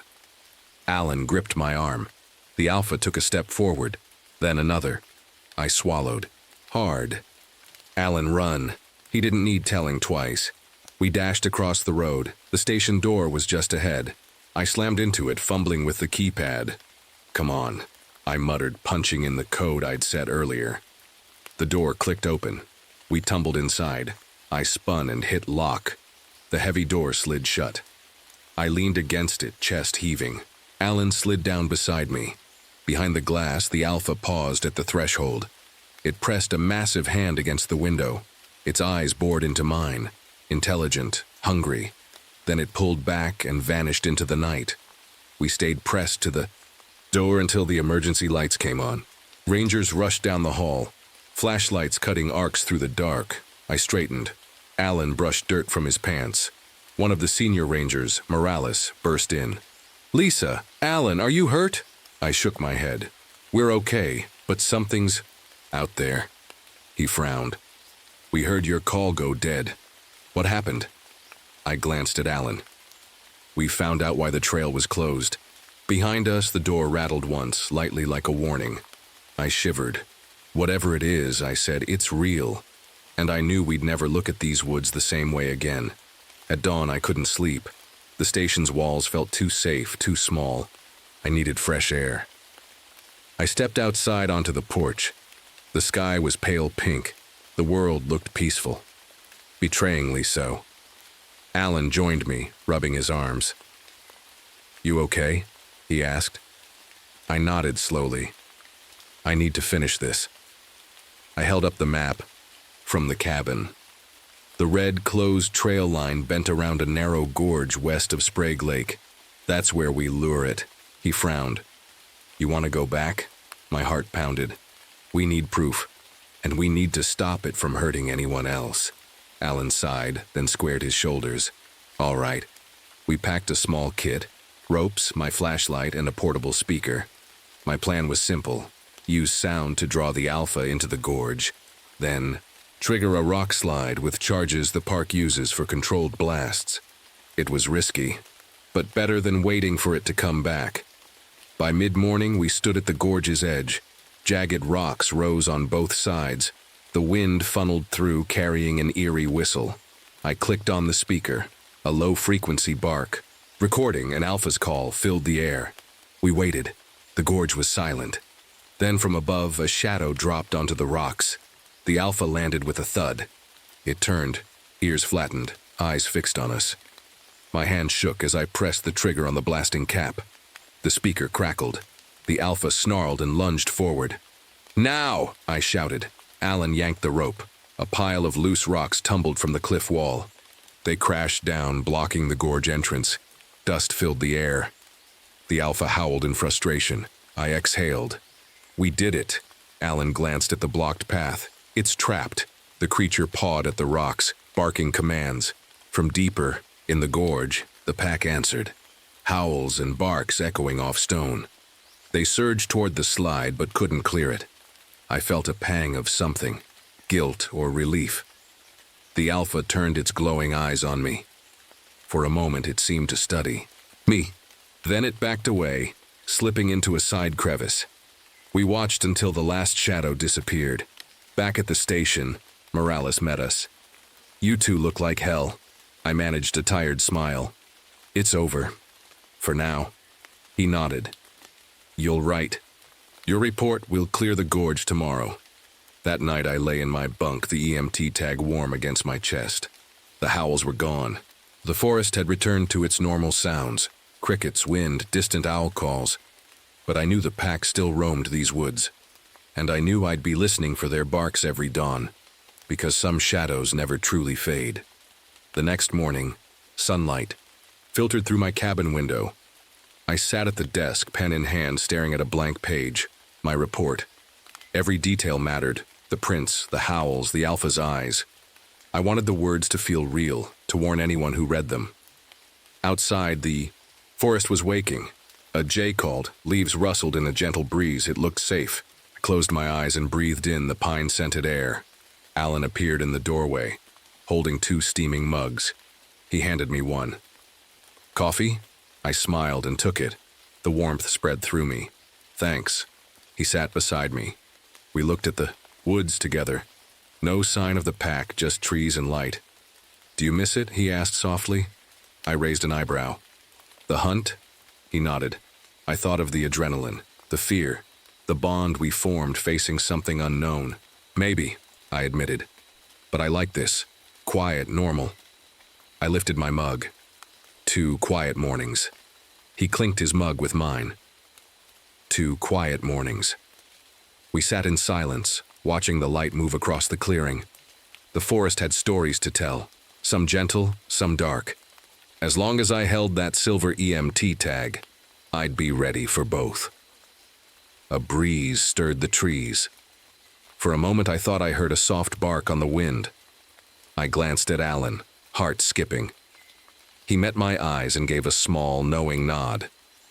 Just the wind, he said. Yeah, I whispered, though I wasn't sure. And I settled in, ready for whatever the forest would bring next, because some echoes never truly fade. Story 4. I'll never forget the moment I realized something was very, very wrong. The sky was that deep, cold blue you only see just after the sun dips below the horizon. Denali's blue hour, they call it. I pressed my gloved hand to the ridged metal of the anemometer, and the needle screamed past its limit. Wind gusting over 80 miles an hour, whipping snow into sharp crystals that stung any skin left uncovered. My boots crunched on the hard-packed snow as I stepped away from the little weather station. Every breath came out in tiny ice crystals, puffing into the air like someone had shaken a snow globe. The world felt impossibly quiet, as if sound itself had frozen. Even Shadow, my Karelian bear dog, padded beside me in near silence. His heavy fur dusted white, ears perked. Ahead lay the supply hut, a squat metal-clad box on stilts perched where the glacier creaked and groaned beneath it. I'd walked this same path twice a week for the past month, hauling medical supplies to the researchers inside. Tonight, though, the glacier sounded different, like a low, angry rumble just under the ice. Each step made me glance over my shoulder, half expecting to see some massive crack opening up behind me. The aurora borealis flickered overhead, green and purple ribbons dancing across the sky. Usually it made me feel small in a good way, part of something vast and beautiful. Tonight the lights looked angry, like ripples of electricity across a wound. They pulsed in time with the wind, and I shook my head to clear it. "Get a grip, Alvarez," I muttered. "It's just weather." I checked my watch. 10:12 p.m., Alaska Standard Time, February 2nd, 1986. The cold had already seeped through 2 layers of thermal gear. My fingers ached inside their mittens. I pulled my hood tighter, teeth chattering in spite of myself. Shadow gave a soft woof as if he felt it too. I ducked inside the hut's narrow doorway. The instant I closed the hatch, the wind slammed against the outside like a giant fist. Inside was dim, but warm. A single bulb cast long shadows across stacked crates of medical kits and freeze-dried meals. I set my pack down, heart hammering. The thermometer on the wall read 80 degrees, the lowest I'd ever seen. I knelt to unstrap my boots, and that's when I saw it. A fine layer of frost creeping up the inside of the window, forming jagged patterns like tiny ice ferns. I hit the heater switch, but the frost only spread faster, inching across the glass until the world outside vanished behind a white curtain. Shadow sniffed at the door, low growl in his throat. A quick knock on the inner hatch startled me. I jumped up. "Tom, you okay out there?" Dr. Peters's voice crackled through the comm intercom. I swallowed. "Yeah, just cold's worse than usual." "Come on in," he said. "We lost power in the main generator. Backup's kicking. In now." I climbed onto the small loft bed to plug in my radio. My breath fogged the casing, the hatch shivered under another gust. I glanced at the cracked thermometer. 80 degrees so. My breath froze mid-exhale, a tiny cloud of crystals hovering before vanishing. I frowned. "That can't be right." Shadow let out a soft whine. The silence stretched. Then, behind me, the radio buzzed, faint at first, then louder, static, broken words, and then nothing. My heart squeezed tight. Out there, the glacier groaned again, deeper this time, like the ice itself was alive. I pressed my palm to the frosted window. The aurora's glow seeped through the ice ferns, painting my hand in sickly green light. I should have felt safe here. Instead, I felt the cold crawling under my skin, and I knew something out there was watching. My name is Tom Alvarez. I used to be a medic on Arctic expeditions, patching frostbite, hauling stretchers across ice fields. I left that life after my partner, Sienna, slipped through a crevasse. I still carry her cold-stained bandage in my kit. Some nights I wake up clutching it, half dreaming I can save her. Now I'm here alone, supplying this tiny outpost so biologists can study glacier shifts. It's honest work, quiet. Out here there's no crowd, no orders. Just me, Shadow, and the ice. I like that. It feels pure. But tonight, pure felt dangerous. I unrolled my sleeping bag on the metal floor. Shadow curled at my feet, steam rising from his fur in the heater's glow. I pulled out Sienna's bandage and held it in my gloved hand. The red stain looked darker in this light, almost black. I swallowed hard and tucked it back into my pack. "Not tonight," I whispered. I plugged in my headlamp and checked the supply manifest. Antibiotics, fuel cells, freeze-dried soup. Routine. Then my eye caught the compass on the wall. Its needle spun in lazy circles, never settling north. I tapped it. It kept spinning. That was new. I frowned. I'd tested that compass an hour ago. It pointed true then. I stood and crossed to the window. The frost ferns had retreated, leaving tiny star-shaped crystals. I pressed my forehead to the cold glass and peered out. The snow drifted in wind-sculpted waves, but no sign of movement beyond that. "Shadow, you see anything?" I asked. He lifted his head, ears forward, eyes sharp. He sniffed the air, then he looked back at me, short whine. My heart thumped. Shadow only whined when he heard something I couldn't. I swallowed. "Okay, boy, let's stay alert." I sat back down and checked my watch again. 10:20 p.m., 12 minutes since I came inside. Too soon for the generator to die again. I leaned close to the radio mic. "Dr. Peters, how's power?" "Stable for now," he replied. "We're prepping data logs. You okay in there?" "Yeah." I forced a smile I knew he couldn't. "See? Just this place gives me the creeps sometimes." He laughed softly. "Denali does that. Get some rest. Wake me if anything weird happens." I turned off the mic. Rest, ha. I shifted on the hard loft, pulling the bag up under my chin. Shadow's steady breathing was the only sound. Outside, the wind moaned. I closed my eyes, imagining Sienna's laugh, the sun on her face. For a moment, I felt warm. Then the temperature gauge beside the door clicked down. 85 degrees. I jerked awake. Shadow was on his feet, hackles raised. The heater hummed, but the air felt colder. My breath puffed icy shards. I stood, heart racing. "No way," muttered. I crossed to the gauge. It read 90 degrees Celsius. I pressed my hand against the wall. Ice bloomed under my glove, spreading fast. Something was wrong, and I was running out of time. I fumbled for my parka and snapped it on over my layers. Shadow stayed close, low to the ground, nose twitching. The air inside the hut felt sharp, like I was breathing needles. I glanced at the thermometer one more time. 95 degrees F. Unreal.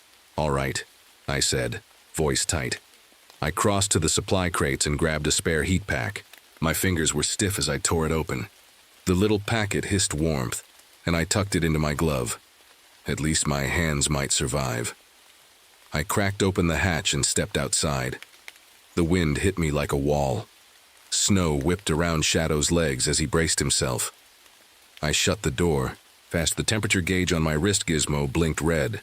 100 degrees. I pressed the side. The reading jumped to 102 degrees. I looked up at the sky. The aurora was gone. In its place was a dull, greenish glow behind thick clouds. The wind carried a low rumble, like a distant storm, but there were no clouds above the ridge. I swallowed. "Shadow, let's check the anemometer." He followed without hesitation. I trudged back to the meter, its metal arm frozen solid in a twisted arc. The needle stuck at maximum. I knocked it with my fist. It didn't budge. A soft crack echoed behind me. I spun. Shadow was staring at the glacier slope, hackles raised. I squinted into the dim light. At first, I thought it was a trick of shadow and ice. Then I saw it. Long, jagged spikes rising from the snow, pointing toward us like teeth. They hadn't been there an hour ago. My heart pounded. I stepped closer. The spikes were smooth, translucent. Ice, but not natural. They glowed faintly from within. I reached out, and the air around my fingers turned hard. I jerked back, glove frost cracking. Shadow growled. The rumble grew louder, vibrating through my boots. The glacier moaned, a deep living sound. I realized the ice was moving. Those spikes were growing inch by inch, pushing up through the snow. Panic clawed at me. "We need to get back."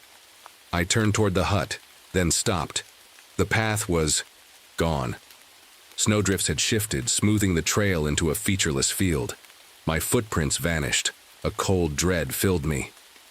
I swallowed hard, voice barely a whisper. "Shadow, where are we?" He whimpered and nosed my hand. I looked down. His fur was dusted white, but his eyes, they reflected something behind me. I spun around. Nothing but ice and wind, but I heard it. A faint, soft hiss like air escaping a crack. I stepped backward. The spikes trembled.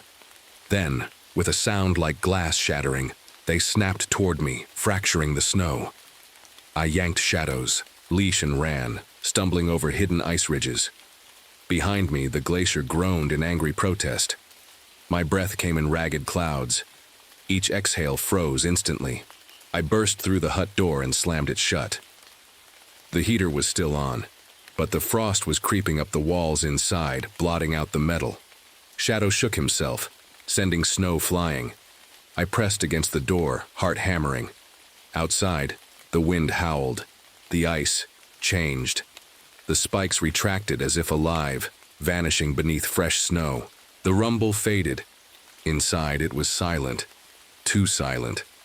I sank to the floor, pulling Shadow into my lap.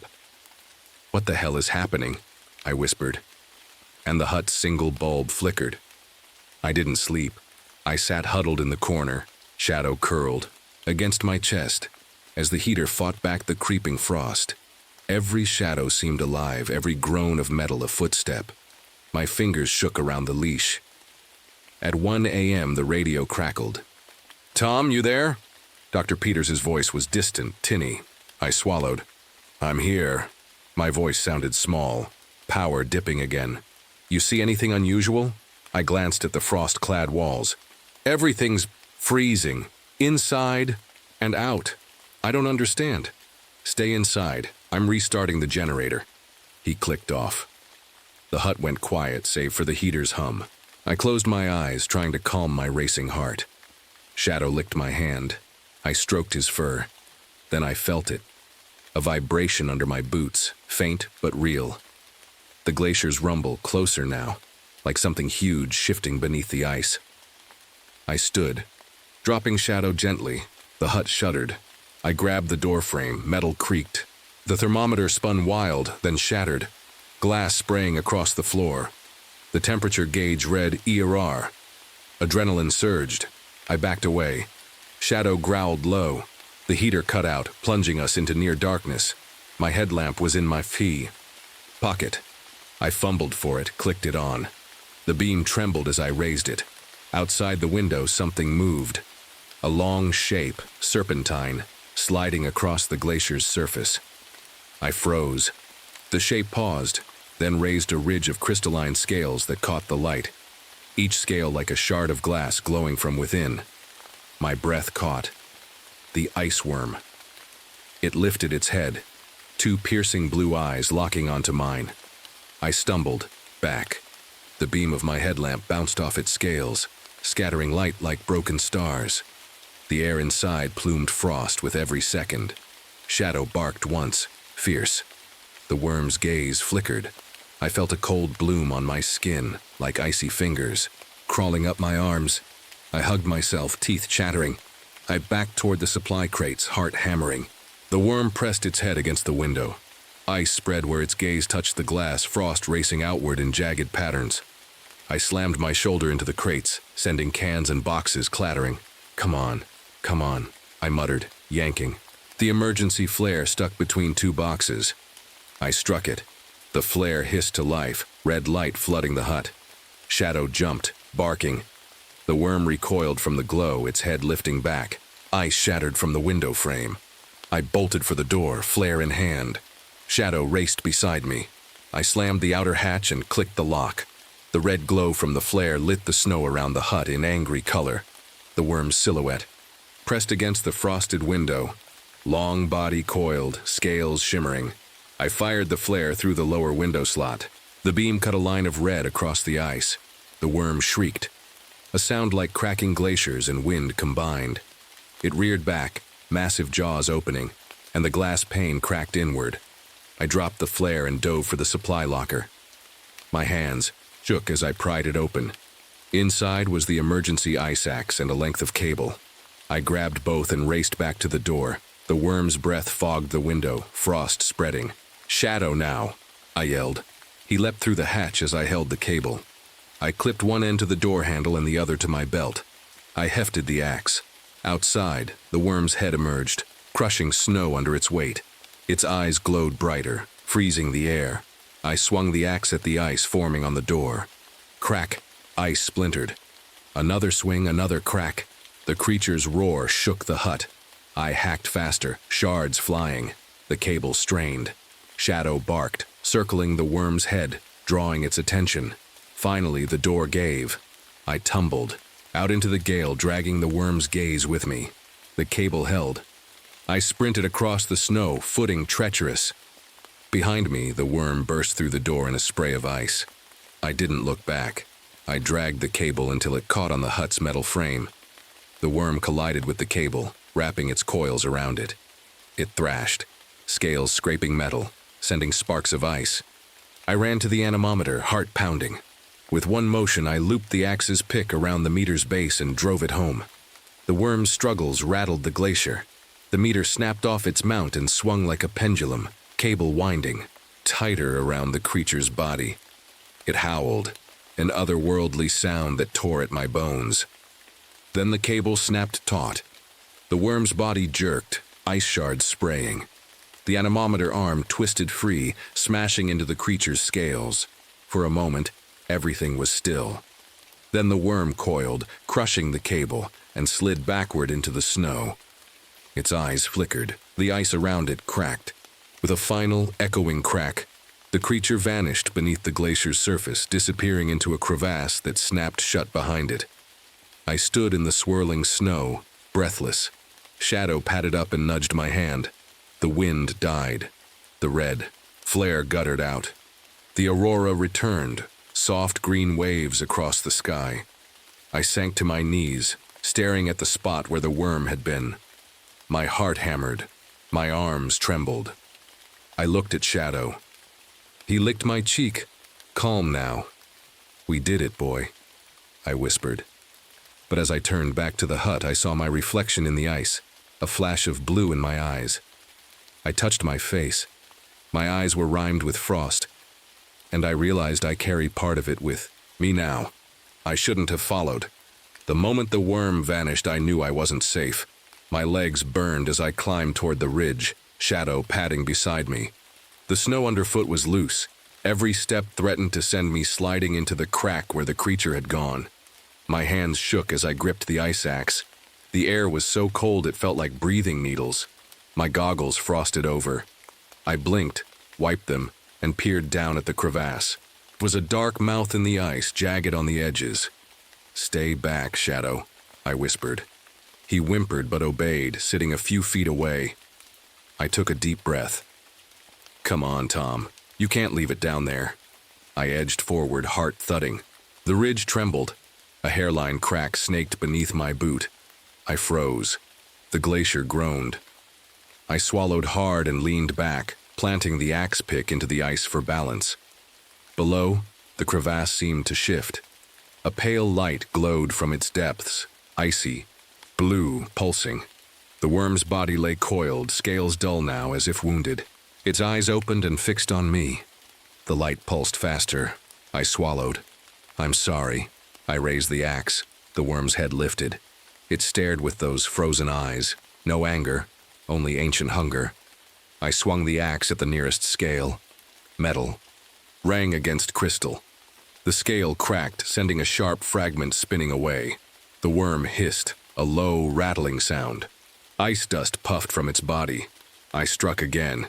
Each blow released a burst of cold, frost spreading up my arm. I felt it bite through my jacket. I gasped, pain flaring. Shadow barked, rushing forward. I grabbed his leash. "No, boy!" I yanked him back. His nails scraped the ice. The worm's gaze flickered to him. Ice bloomed on the crevasse edge. Panic slammed me. The ridge trembled harder. I looked up. Overhead, the glacier threatened to split. A long fissure snaked toward me. I had seconds. I slammed the axe's shaft against the ice beside the creature's head. The axe bit in. I yanked, levering the worm's head up. The light in its eyes flickered. I thrust the pick into the base of its skull. The worm shuddered. Sound like cracking mountains. Its body convulsed, coils loosening. Ice shards rained down. I held on, every muscle screaming, until with a final crack the creature's body went limp. Silence crashed in. The pulsing light died. The crevasse stilled. The fissure overhead froze in place. I dropped the axe and stumbled back, chest heaving.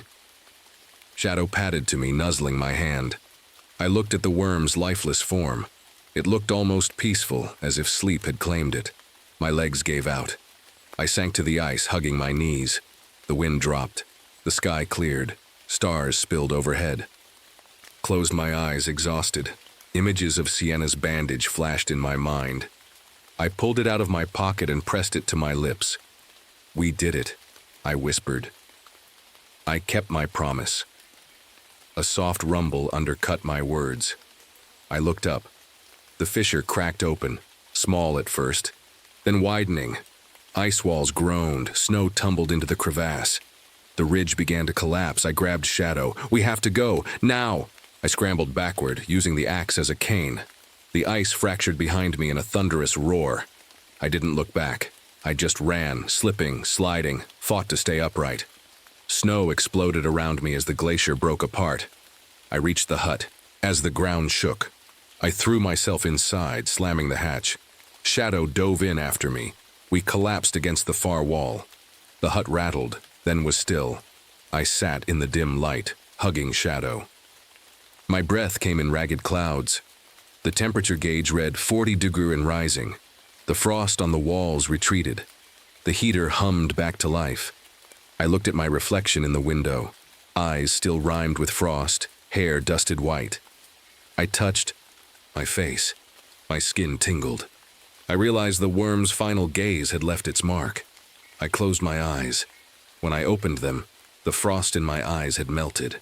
The hut was warm. The radio crackled. "Tom, you okay?" I swallowed. Yeah, power's back. Get some rest. We'll send help first light." I nodded, though he couldn't see. I turned off the radio. Shadow curled in my lap. I leaned back, closing my eyes. Out there, the glacier lay quiet under the stars. The crevasse was gone, sealed by ice and snow. Everything looked normal, but I knew better. I knew what waits beneath frozen ground. And I knew a piece of that world lived inside me now, cold, watchful, and awake. I closed my eyes.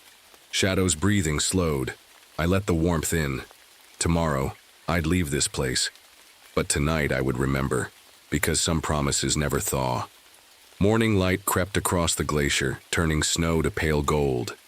I unlatched the hut door and stepped into a world that looked exactly as it had before.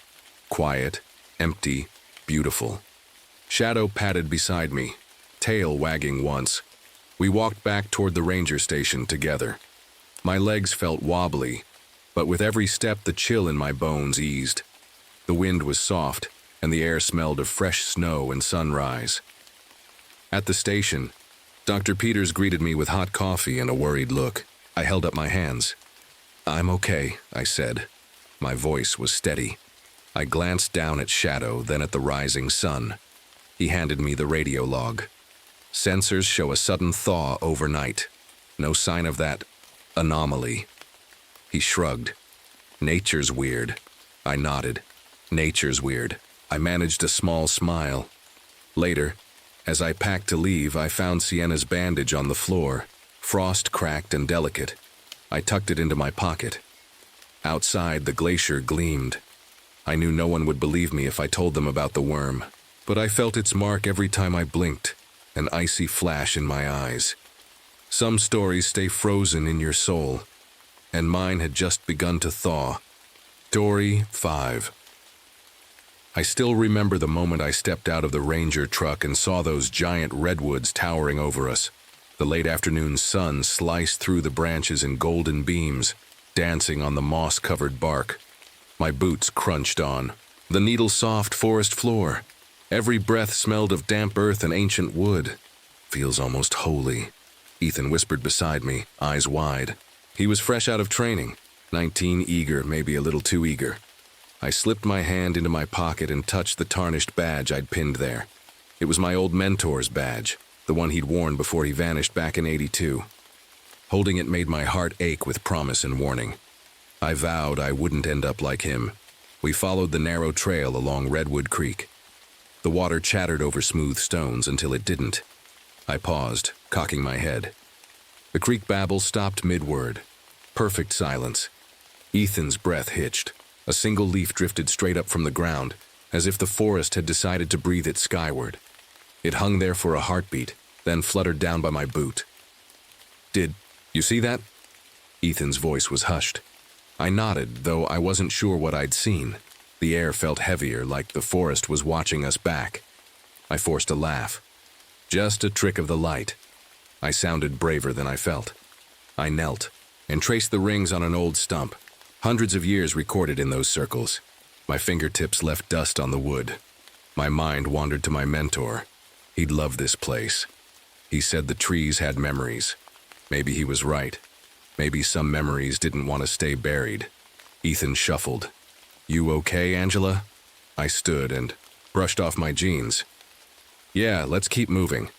My flashlight cut a thin line through the shadows as we stepped deeper into the grove. The trunks stretched so high I couldn't see their tops. It felt like walking between skyscrapers made of wood. Every surface was rough, every scent alive. I checked the radio on my belt. Static. Then, just for an instant, I thought I heard a faint voice whisper, "Help me." I jerked my head around, heart pounding, but Ethan's face was blank. "Radio glitch," I said, snapping the mic shut. We reached an old growth section where the trees grew close, trunks twisting around each other. The fading sun painted them, orange and black. I swallowed. This was where ranger disappearances happened, where my mentor had walked his last patrol. I slipped my hand off his badge and gripped the flashlight tighter. "Stay close," I told Ethan. He fell in step. Together, we moved forward into the hush, two tiny figures in a cathedral of redwood giants, unaware of the eyes watching from the dark. We kept walking along the creek bed, my flashlight beam bouncing from root to rock. The air was cool, almost chilly, even though the sun still hung low. Ethan's steps were quick, the sound sharp in the quiet woods. "Angela," he said after a moment, voice small, "why'd the creek go silent?" I paused, listening. Only the soft hum of my own breath answered. "Not sure," I said. "Sometimes, the water just finds a quieter path." I wanted to sound certain. I wasn't. A few paces on, Ethan stopped again. He pointed at a tree trunk. "There. Look." Carved into the bark was a face, rough like someone had scraped away the outer layer to reveal the pale wood beneath. The features were my mentor's. High cheekbones, the stern set of his mouth. I swallowed hard. "That wasn't there before," I said. My voice wavered. Ethan's eyes were locked on the carving. "It's him," he breathed. "It's your mentor." I knelt and touched the wood. It felt fresh, no weathering, no age. My fingers trembled. "Let's keep moving," I said, standing. "We don't know what made this." We pressed on, the trail narrowing between massive trunks. Shadows pooled around our feet. The forest seemed to lean in closer. Every snap of a twig sounded like a shout. My heart thumped so loud I thought Ethan might hear it. Suddenly, the radio on my belt crackled. I jumped, yanking it free. A voice, familiar, calm, whispered, "Help me." I hit the mic. Silence. Ethan glanced at me, eyes wide. "That was your mentor's voice," he said. I forced a laugh. Radios pick up weird signals. But my hand shook on the radio. We moved faster now, adrenaline prickling my skin. The trail curved and I saw boot prints in the soft earth. 6 pairs, adult size, neatly spaced. They led off the trail into thicker woods. "Why 6? Ethan murmured. "Don't." "No," I said, "but we should follow carefully." We stepped off the path, boots sinking into damp moss. The trees closed in, the light dimmed. My flashlight danced across gnarled roots and twisting vines. I thought I saw movement, a flash of dark fabric between 2 trunks. I froze. "Did you see that?"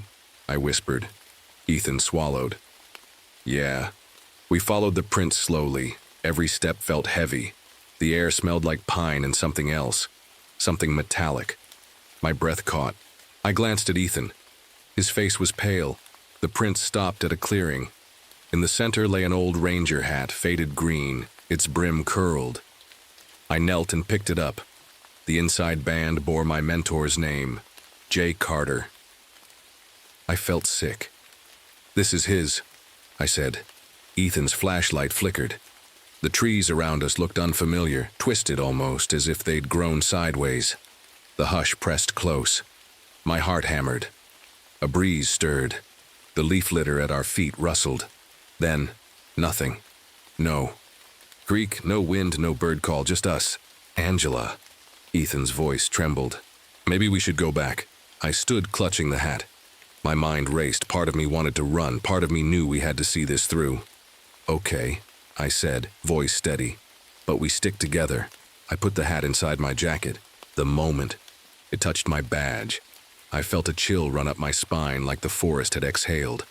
We turned back toward the trail, and the hush closed in behind us, following our every step. We stepped back onto the trail, but it didn't feel like the same as the trees leaned in closer, their trunks dark and looming. My flashlight beam wavered as my hand shook. Ethan stayed right beside me, silent. The air was too still. No creek sound, no wind, only our breathing. "Angela, look." Ethan pointed down. My light fell on fresh boot prints crossing our path. 6 pairs, just like before. They led deeper into the woods, away from the creek. My heart pounded. "We should follow," I said, though my voice sounded small. Ethan hesitated. "What if it's dangerous?" I swallowed. "We can't leave him." I touched my mentor's badge through my jacket. It was oddly cold. We moved off the trail again, boots sinking into soft moss. Every step made the forest sigh. Shadows stretched long, twisting over roots and rocks. I kept my flashlight low, hoping not to draw attention, though I wasn't sure from what. After a few yards, Ethan stopped. "Angela, the radio." He lifted it. Static crackled, then a whispered, "Help me." Clear as day. My blood ran cold. "That's him," I whispered. Ethan's lips trembled. "Why is he calling us?" I didn't answer. Instead, I shone my light ahead. There in the beam was a pair of ranger boots, old-style leather, scuffed, empty. They stood upright as if someone invisible wore them. I swallowed hard. "Ethan, back up." He took a step and the boots vanished, just empty ground. We froze. The forest pressed in. My pulse raced. "Something's here with us," I said. Ethan nodded, eyes wide. "I don't like this." A low drip echoed. I spun. Water fell from a branch onto a leaf, then to the ground. The creek must be nearby, yet we heard nothing else. The hush swallowed every sound. I flicked the radio's power off. Better no voice than that one. We pressed on. The trail curved around a massive redwood. On the other side lay a fallen tree, its roots like grasping fingers. I ducked under. Ethan followed. Suddenly the flashlight caught something on the trunk above us, a face carved deep. Not my mentor's this time, but Ethan's. His eyes, his nervous half-smile. "Don't look," I hissed, but he was already staring. The face's eyes seemed to move, shifting to watch us. I felt sick. I grabbed Ethan's arm. "We leave. Now." He nodded, stumbling forward. We climbed over the roots and hit the trail again. My legs felt weak. Every snap of a twig sounded like a warning. My throat went dry. Ethan swallowed hard. "Angela, what if it follows us?" I forced a breath. "Then we keep moving." Up ahead, the creek reappeared, its water whispering over stones. Relief washed through me. We raced toward the sound. As we neared, I glanced back. Shadows clustered between the trees. For a heartbeat, I thought I saw a figure in a vintage ranger uniform. Tall, limbs too long, face hidden in shadow. Then it melted into the woods. I stopped. Ethan nearly ran into me. "Did you see that?" I whispered. He nodded, voice tight. "Yeah." I clenched my flashlight. "Stay close and don't look back again." We stepped onto the creek bank. The water was running, but the hush remained. It felt like the forest held its breath. I wiped sweat from my brow. "We'll find a way out." Ethan's jaw tightened. "I hope so." We turned downstream, following the water's edge. Each step splashed softly. My heart still thundered. The carvings, the voice, the boots. It was all too real. And we hadn't even met the thing that made them. The creek's steady murmur gave the hope as Ethan and I picked our way over slick stones. My heart still hammered, but at least we had water to guide us. The sun dipped lower and shadows stretched long across the forest floor. "Angela," Ethan whispered, voice tight. "What if it's waiting for us downriver?"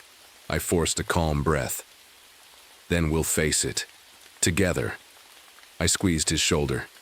We rounded a bend and the bank opened into a small clearing. The trees here were ancient. Massive trunks, thick roots curled like giant snakes. The creek widened into a shallow pool, its surface smooth as glass. I shined my flashlight across the water. Nothing. I let out a breath. "We should rest for a moment." Ethan sank onto a root and I leaned against a tree. The air was cool, the green deep around us. For a second, it felt safe. My racing thoughts slowed. Then the radio crackled on my belt. I shot up, heart in my throat. I hadn't turned it on. The whisper came clear. "You're next." I dropped the radio. Ethan caught it. The words echoed in the hush. I swallowed. "We need to go now." Ethan jumped up and we moved without a sound. I aimed my flashlight ahead. The beam trembled. Across the pool, I saw it. A figure in an old ranger uniform standing knee-deep in water. The uniform was faded green, like the hat we'd found. The figure's shoulders were too broad, the limbs too long. Its face was my mentor's, Jay Carter, but stretched, warped with a grin that didn't reach its eyes. I froze. Ethan yanked my arm. "Run!" We turned and sprinted along the bank.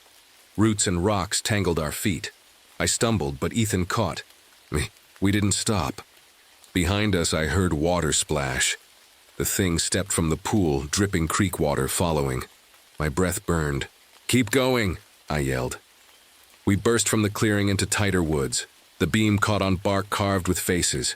My mentor's, Ethan's, then mine. Each carving seemed to leer at us. I swallowed the lump in my throat. "I can't see the creek," Ethan gasped. "Trust your feet," I said. "Stay close." Branches whipped at us. My flashlight swung wild, illuminating twisted roots and dark shapes. I thought I heard laughter, a low, mocking sound. We broke into another small clearing. There, half buried in leaves, was the ranger truck. I let out a sob of relief. Ethan and I sprinted toward it. The driver's door was open. I slammed inside and fumbled the keys. The engine roared to life. Ethan jumped in beside me. "Drive!" I shouted. I threw it in gear. The truck lurched forward, tires spinning on damp earth. I let out the clutch and we shot down the narrow path. Trees whipped past. My hands shook on the wheel. Behind us, I thought I saw that tall figure step onto the trail, watching us go. Its grin glinted in the last rays of sun. I didn't look back again. The road curved, leading us up a slight hill. My breath came in ragged gasps. Ethan's hand found mine. He squeezed. We burst out of the trees into the ranger station clearing. The lights on the building flickered welcome. I killed the engine. We sat in silence, listening to the normal sounds of the station. A distant radio, the hum of the generator, voices. Real voices, Ethan finally spoke. "Angela, what was that?" I swallowed. "I don't know, but it wasn't human." I touched the badge on my jacket. It mimicked him. It wore his face. Ethan's eyes were wide. "Why did it let us go?" I shook my head. Maybe it wanted us to leave. Maybe it wants something else. We climbed out. The station lights felt too bright, too safe. I blinked against them. "Call it in," I said. Ethan picked up the radio. "Base, this is Ruiz. We're back." His voice cracked. He cleared his throat. "We're back at the station. We encountered something. Need backup." I stood under the porch light, staring into the dark tree line. The woods were quiet again, almost peaceful. Too peaceful. Inside, Ethan and I sat, with other rangers. They asked questions. I answered as best I could, the carvings, the voice, the figure in the creek. They took notes, promised to search the area at first light. Late that night, I lay in the bunkhouse, the badge on the pillow beside me. I stared at the ceiling, replaying every moment. The flashlight's glare, the carvings, the creature's grin. Ethan's breathing evened out in the bunk next to me. I envied his sleep. I closed my eyes. The last thing I heard before drifting off was a soft creak, like a tree branch scraping the window. Then a whisper, so faint I wasn't sure. "See you soon." I sat up. The room was empty. Just the moonlight. On the floor, I hugged the badge to my chest. I didn't know what I'd face tomorrow, but I knew the forest remembered. And it was still watching. Dawn came slow and gray. I woke to muted light filtering through the bunkhouse window. My muscles ached, and my throat was dry.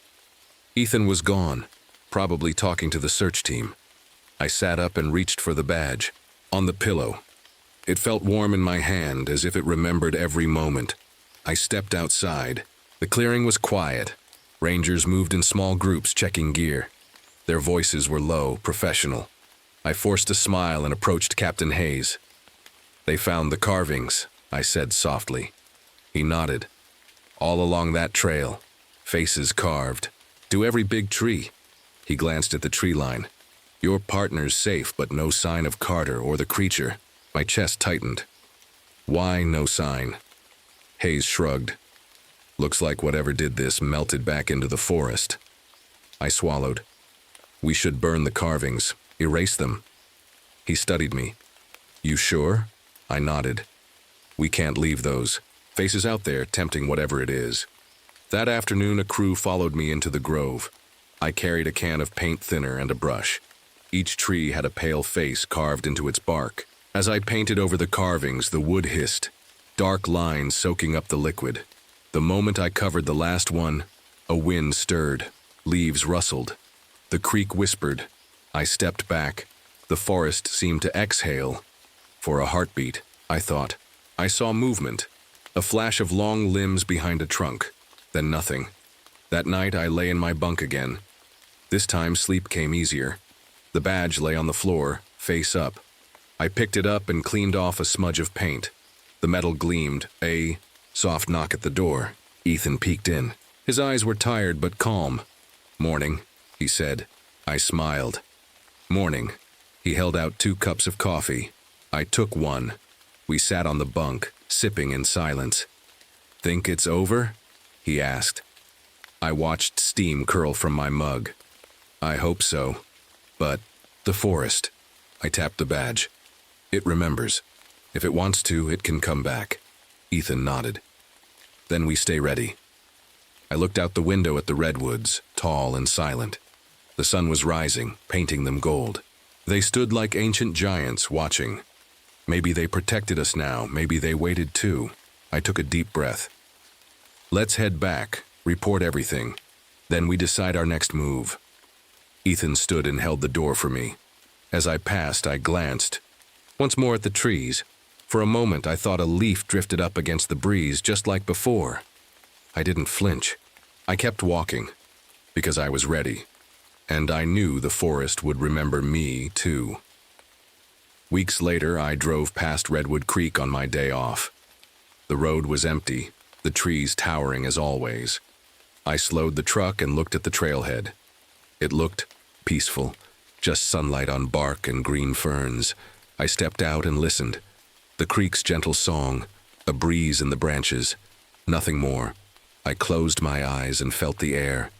No whisper, no hush. Still, I carried the badge in my pocket. Reminder of what happened and what might return. I knelt and traced the carved initials JC on a fallen branch. They'd faded under moss. I smiled sadly and stood. As I climbed back into the truck, a single leaf drifted down, landing on the windshield. I watched it tremble in the breeze. Then I drove on. The forest stayed behind, quiet and patient. And I knew its memories lived in me now, safe for as long as I stayed ready.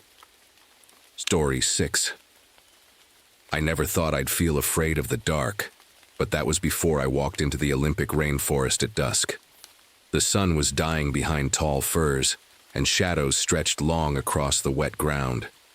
I could hear every drip of moss, every soft crunch under my boots. My name is David Kim, and I was humming an old folk song to myself, something my grandfather used to sing. The tune felt safe, like home. But as I stepped over a fallen log, the notes warped. My voice sounded strange, echoing back at me in a minor key, like the forest was mocking me. I stopped. The air was heavy and still. Even the ferns seemed frozen in place. My lamp cast a thin circle of light, and beyond it, everything dissolved into black-green gloom. I wiped my breath on my sleeve. A salamander, small, slimy, crept across my boot. I leaned closer. Its skin shimmered, and for a heartbeat, it looked like stone. Then it winked back to life and slid away. I took a step and my heart thundered. That shouldn't happen in nature. Salamanders don't turn to stone. I shook my head. "Get it together, Kim," I whispered. I checked the pocket watch my grandfather gave me. The brass face glowed dimly. 7:18 p.m.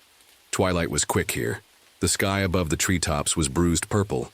I was guiding Molly Hayes, a writer working on her wilderness memoir. She trusted me to keep us safe. But right now, I wondered if I could even keep myself safe. I glanced at the trail marker, half buried in ferns, and then at my boots. The path looked more like a suggestion than a road. Moss dripped from every branch, and the damp smell filled my lungs. My flashlight beam caught a single leaf drifting upward, moving against gravity as if something unseen pushed it. I swallowed hard. This place was alive in ways I didn't understand, and something deep in the shadows was watching. I pocketed my grandfather's watch and took a steady breath.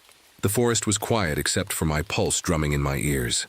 I called out, "Molly, you okay back there?" A soft rustle answered. Molly Hayes stepped into my beam of light, her notebook clutched tight. She gave me a small smile.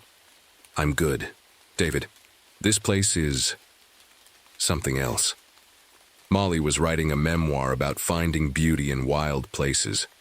She had bright eyes and an easy laugh. But tonight I saw a flicker of worry when she looked around. Couldn't blame her. Even I felt uneasy. "Stick close," I said. My voice sounded firmer than I felt. I led the way down the narrow trail. Every tree looked the same. Tall trunks wrapped in green fur, branches hanging heavy with moss. The ground was soft and damp and my boots sank in places. I thought of Sarajevo. How loud war was, how simple it felt. Friend or foe, life or death. Here, danger whispered. You couldn't see it coming. I missed the clear lines. Molly cleared her throat. "Why did you become a ranger?" she asked. Her question floated in the dark. I hesitated. "After Sarajevo, I wanted peace. I needed to protect something living, not, you know." I swallowed. "I carry this watch because it's a piece of my grandfather. He taught me to look after what matters," Molly nodded. "I get that. I lost my dad last year, writing about nature. Maybe I'm trying to hold on to something too." She touched her chest over her heart. "I thought if I saw enough beauty, I could make sense of the loss." I glanced at her. Her voice was steady, but I saw her fingers tremble. We walked a few steps in silence. The air smelled of wet earth and growing things. It should have been peaceful. Instead, it felt watchful. Suddenly, Molly's recorder crackled to life in her hand. A voice whispered, "Where are you?" I froze. That was my voice, but I never spoke. Molly's eyes went wide. "Did you say that?" "No."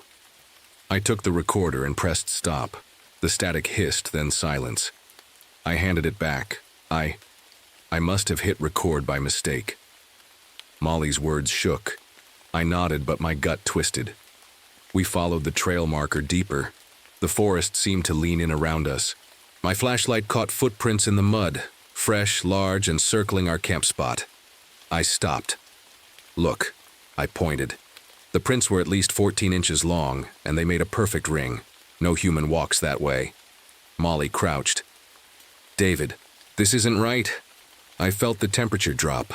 My breath puffed out in a cloud. The ferns were still. The only sound was my heartbeat. "We should turn back," I said, though I wasn't sure we could find the trail again. Molly nodded, voice barely a whisper. "Let's go." As we stepped away, the forest seemed to sigh, an exhale that sounded almost disappointed. And then the path behind us vanished into darkness. We turned off the faint trail, but the forest swallowed our footprints as if nothing had passed. I clicked my flashlight higher. The beam trembled over twisted roots and dripping moss. "Molly, stay close," I whispered. Each step felt heavier, like we were walking through water. The trees pressed in, their branches brushing together with soft taps, almost like fingers drumming. Molly shivered. "David, do you think we're lost?" I paused, trying to steady my racing mind. "Maybe, but I'll get us out." I forced a calm tone, though my gut trembled. I looked for the marker we'd passed. Nothing but trunks and shadow. A sudden snap, twigs breaking, echoed behind us. I swung the light around. Molly's face looked pale. "What was that?" she breathed. "Probably a branch," I said, but I didn't sound convinced. I led us toward where I thought the trail lay. Every direction looked the same. We walked in silence until Molly's recorder slipped from her pocket and clattered on the ground. I bent to pick it up. The red rec light blinked. I tapped it off. "Stop recording," I said. "We don't need extras right now." She swallowed hard and clicked it off. I pocketed it. The forest felt too eager to capture our voices. We moved on. Then Molly's foot sank into a hollow. She yanked it free. "Ugh, mud." She laughed nervously. "Great. Here." I shone my light around. Dozens of footprints, small and human, led into the mud, then melted away. Schoolgirl size. But they didn't belong to Molly or me. Molly frowned. "Kids don't come out here alone." I crouched. "These look fresh." I stood and scanned the trees. Something's watching. My heart pounded loud enough to hear. I thought of my grandfather's watch, solid brass, ticking steady in my pocket. A reminder time moves on, no matter what. But out here, time felt twisted. A breeze stirred. Moss drifted down like rain. I took a step back, then stopped. Because beyond the moss, I saw footprints again. 4 or 5 long, deep prints leading. Away. Big. At least 14 inches, just like before. "Molly, look." I pointed. She swallowed. "That's not human." We followed the smaller prints first, hoping they'd lead to someone, maybe another ranger or a lost hiker. The forest floor was soft. The prints led to a clearing we hadn't seen. Moonlight spilled through broken branches. In the center lay an old campsite, charred logs in a circle, ashes cold. No tent, no gear, just the fire ring. I stepped closer. Someone was here. Molly hugged herself. Or something. I scanned the ground. Scattered around the ring were bits of stone, smooth pebbles that glowed faintly in the moonlight. I bent to pick one up. It was warm, almost alive. I frowned. "Why would someone leave this?" Molly pointed. "Footprints. Big ones. Coming this way." I snapped my light to the edge of the clearing. Tall prints pressed into the mud, leading toward us. They stopped at the tree line, my breath caught. "They're watching us, waiting," Molly's eyes filled with fear. "David, I want to go home." I swallowed. "We will, just stay calm." I stepped into the clearing, pocket watch in hand. The brass face read 7:42 p.m. We'd been out here almost half an hour. I thought of Sarajevo, how every second mattered. Here, every second felt like a lifetime. The wind died. Silence pressed in. Then a soft rustle, too light for a person. The salamander's stone trick happened again on a nearby log. I flicked my light. It was gone. "Molly," I whispered. She backed against me. "What now?" I looked at the big prints. They formed a semicircle around us. No human could make such perfect spacing. I gripped my flashlight tighter. "We move! Now!" I led her toward what I hoped was the old trail, stepping over the glowing pebbles. Each step echoed. The trees seemed to lean away, like they were holding their breath. Just as we cleared the ring, a low sound rumbled through the ground, like a growl wrapped in wind. I froze. Molly grabbed my arm. The sound faded. The forest exhaled. Then everything went still again. Too still. I glanced at Molly. Her eyes shone. "Keep going," I said. We ran, stumbling over roots. Behind us, I thought I heard branches snapping, something large moving. But when I looked back, only darkness. We didn't stop until the trees thinned and the sky opened above us. I didn't dare look at the clearing again. We burst onto the old trail, hearts hammering. I didn't speak. I just kept walking, toward safety, toward light, toward anything that wasn't that silent, watching forest. But I knew. The forest remembered us, and whatever lived in the dark was following our echoes. We stumbled onto firmer ground as the trail led us uphill. My flashlight flickered over roots and rocks. Molly's breathing was loud in the hush. I wanted to say we were safe, but I didn't believe it. Up ahead, the trees opened into a small clearing. Moonlight pooled on damp grass. I held my breath. Footprints, big ones, marked the center. They glowed faintly like embers. My heart pounded. "Molly, stay behind me," I whispered. She nodded, stepping close. Her shoulder brushed mine. I felt her tremble. I shone the light on the prints. They were at least 14 inches long and the toes spread wide. They led to the far edge of the clearing, then stopped. No sign of where they went. A chill ran down my spine. I raised my flashlight toward the tree line. The beam caught something, a hulking shape draped in shadows. It stood motionless, taller than any man, limbs thick. The darkness around it seemed alive, swirling like smoke. I swallowed hard. "Molly, do you see that?" She nodded, eyes wide. "What is it?"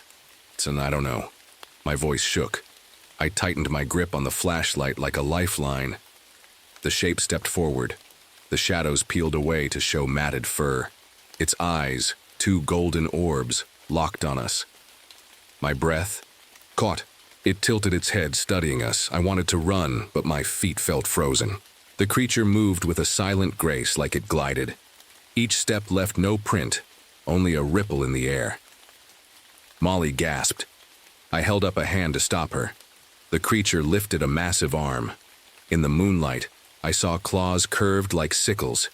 It opened, its mouth huge, and let out a low rumble that shook the ground. I felt it in my chest. I flicked my flashlight off and on, hoping the glare would scare it. The beam caught its face, half hidden in shadow, then dark again. It didn't flinch. I remembered the lamp oil in my pack. My hand went to the strap. If I could light a torch, maybe we could force it back. "Molly, the oil, help me." She nodded, fumbling her pack. We worked in silence. My hands shook as I poured oil onto a rag tied to a stick. I struck a match. The flame flared. "Back up," I hissed. Molly obeyed. I thrust the torch forward. The flame danced in the damp air. The creature recoiled, the shadow cloak sizzling. I stepped closer, torch held high. The fire cast wild shadows on the trees. The creature shrieked, a sound like metal scraping stone. Lunged forward, but I swung the torch in a wide arc. The shadows peeled away, smoke drifting up. I pressed the flame to its cloak. The fire caught. Black tendrils hissed and burned. The creature howled, a raw, furious cry. Fur and shadow fell. Away, revealing a massive form. Part ape, part man, muscles rippling. It twisted and bolted into the trees. I dropped the torch, heart hammering. Molly rushed to me. "David, are you okay?" I nodded, though my hands were stained with oil and ash. "It's gone." She looked at the clearing, at the prints, at the dying embers on the ground. "What was that?" I swallowed. Something that wasn't meant to be here. I picked up my grandfather's watch. The face was cracked, the hands frozen at 8:05 p.m. Time. It stopped when we faced it. Molly shivered. "We should leave." I agreed. We turned away, but I glanced back once.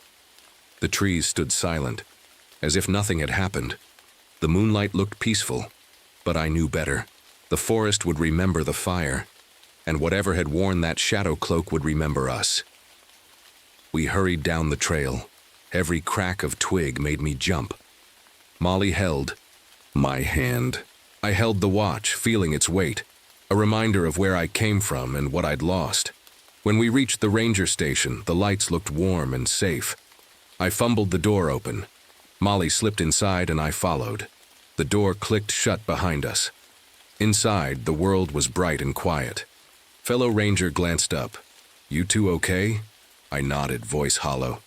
"We found something strange out there," he frowned. "Trail prints?" I shook my head. "Something bigger." He didn't ask more. He trusted me. I set the torch outside. The flame died.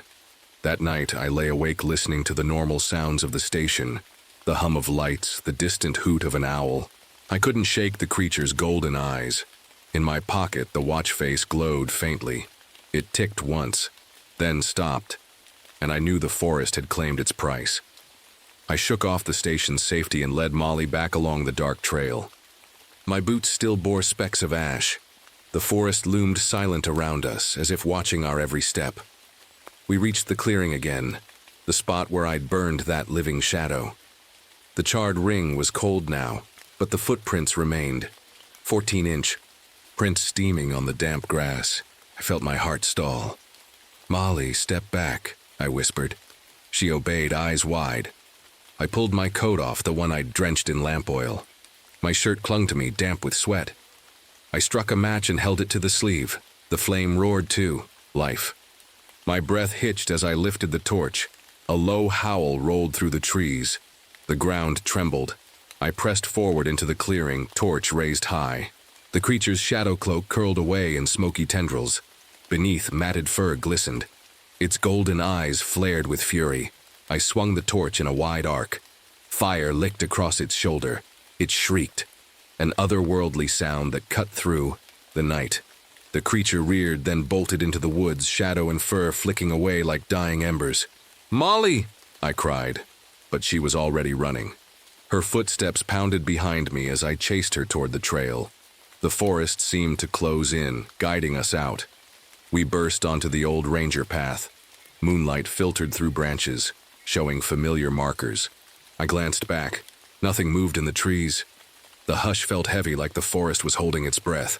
"Molly, keep going," I panted. She didn't look back. Her silhouette faded ahead. I hesitated, my chest tight. Then I heard it, a soft snap behind me. I turned, nothing but the charred clearing and the steaming footprints. I stepped toward them, heart pounding.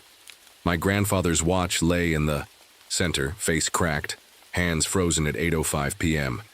I picked it up. The brass was warm against my palm. A sudden force yanked me backward, a tug at my ankle. I fell. My flashlight skittered away. I scrambled for the watch. The ground beneath me shifted. Then a massive weight pressed down and I felt myself pulled into shadow. "Molly!" I screamed, but the forest swallowed my voice. The last thing I saw was the moonlit clearing receding above me, the fiery smell of lamp oil, and those 4 golden eyes watching. Weeks later, Molly returned alone. She found my coat snagged on a branch still damp with oil. On the ground lay only my grandfather's watch beside a perfect 14-inch footprint, steam rising in the cool morning air. She picked up the watch. The hands never moved again, and the forest stayed silent. Molly sat by the ranger station window, clutching the broken watch. Dawn light filtered through pine needles. She held her breath, waiting for me to walk through the door. But I never came. She told the others what happened. They searched for days through tangled undergrowth across misty clearings, but found nothing. No footprints, no torch, no sign of me. Just that watch, its hands forever frozen at 8:05 p.m. Life went on. Rangers rotated shifts. Tourists hiked the trails, joked around campfires, unaware. Molly returned to her writing, but her words changed. Instead of beauty, she wrote of silence. How the forest listens, how shadows remember. At night, she dreams of my voice echoing through the trees, faint and distant. "Molly, help me." She wakes to empty cabins and the hush of wind in the branches. Sometimes she hikes alone to the old clearing. She kneels and places fresh stones around the charred ring. Each stone is a promise. We remember. Then she stands, listening.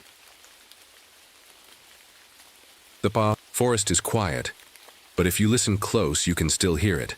The soft tick of a broken watch, the echo of footsteps that lead nowhere, and the whisper of shadow fleeing the flame. And you wonder, when you wander in the woods at dusk? Are you being watched or remembered?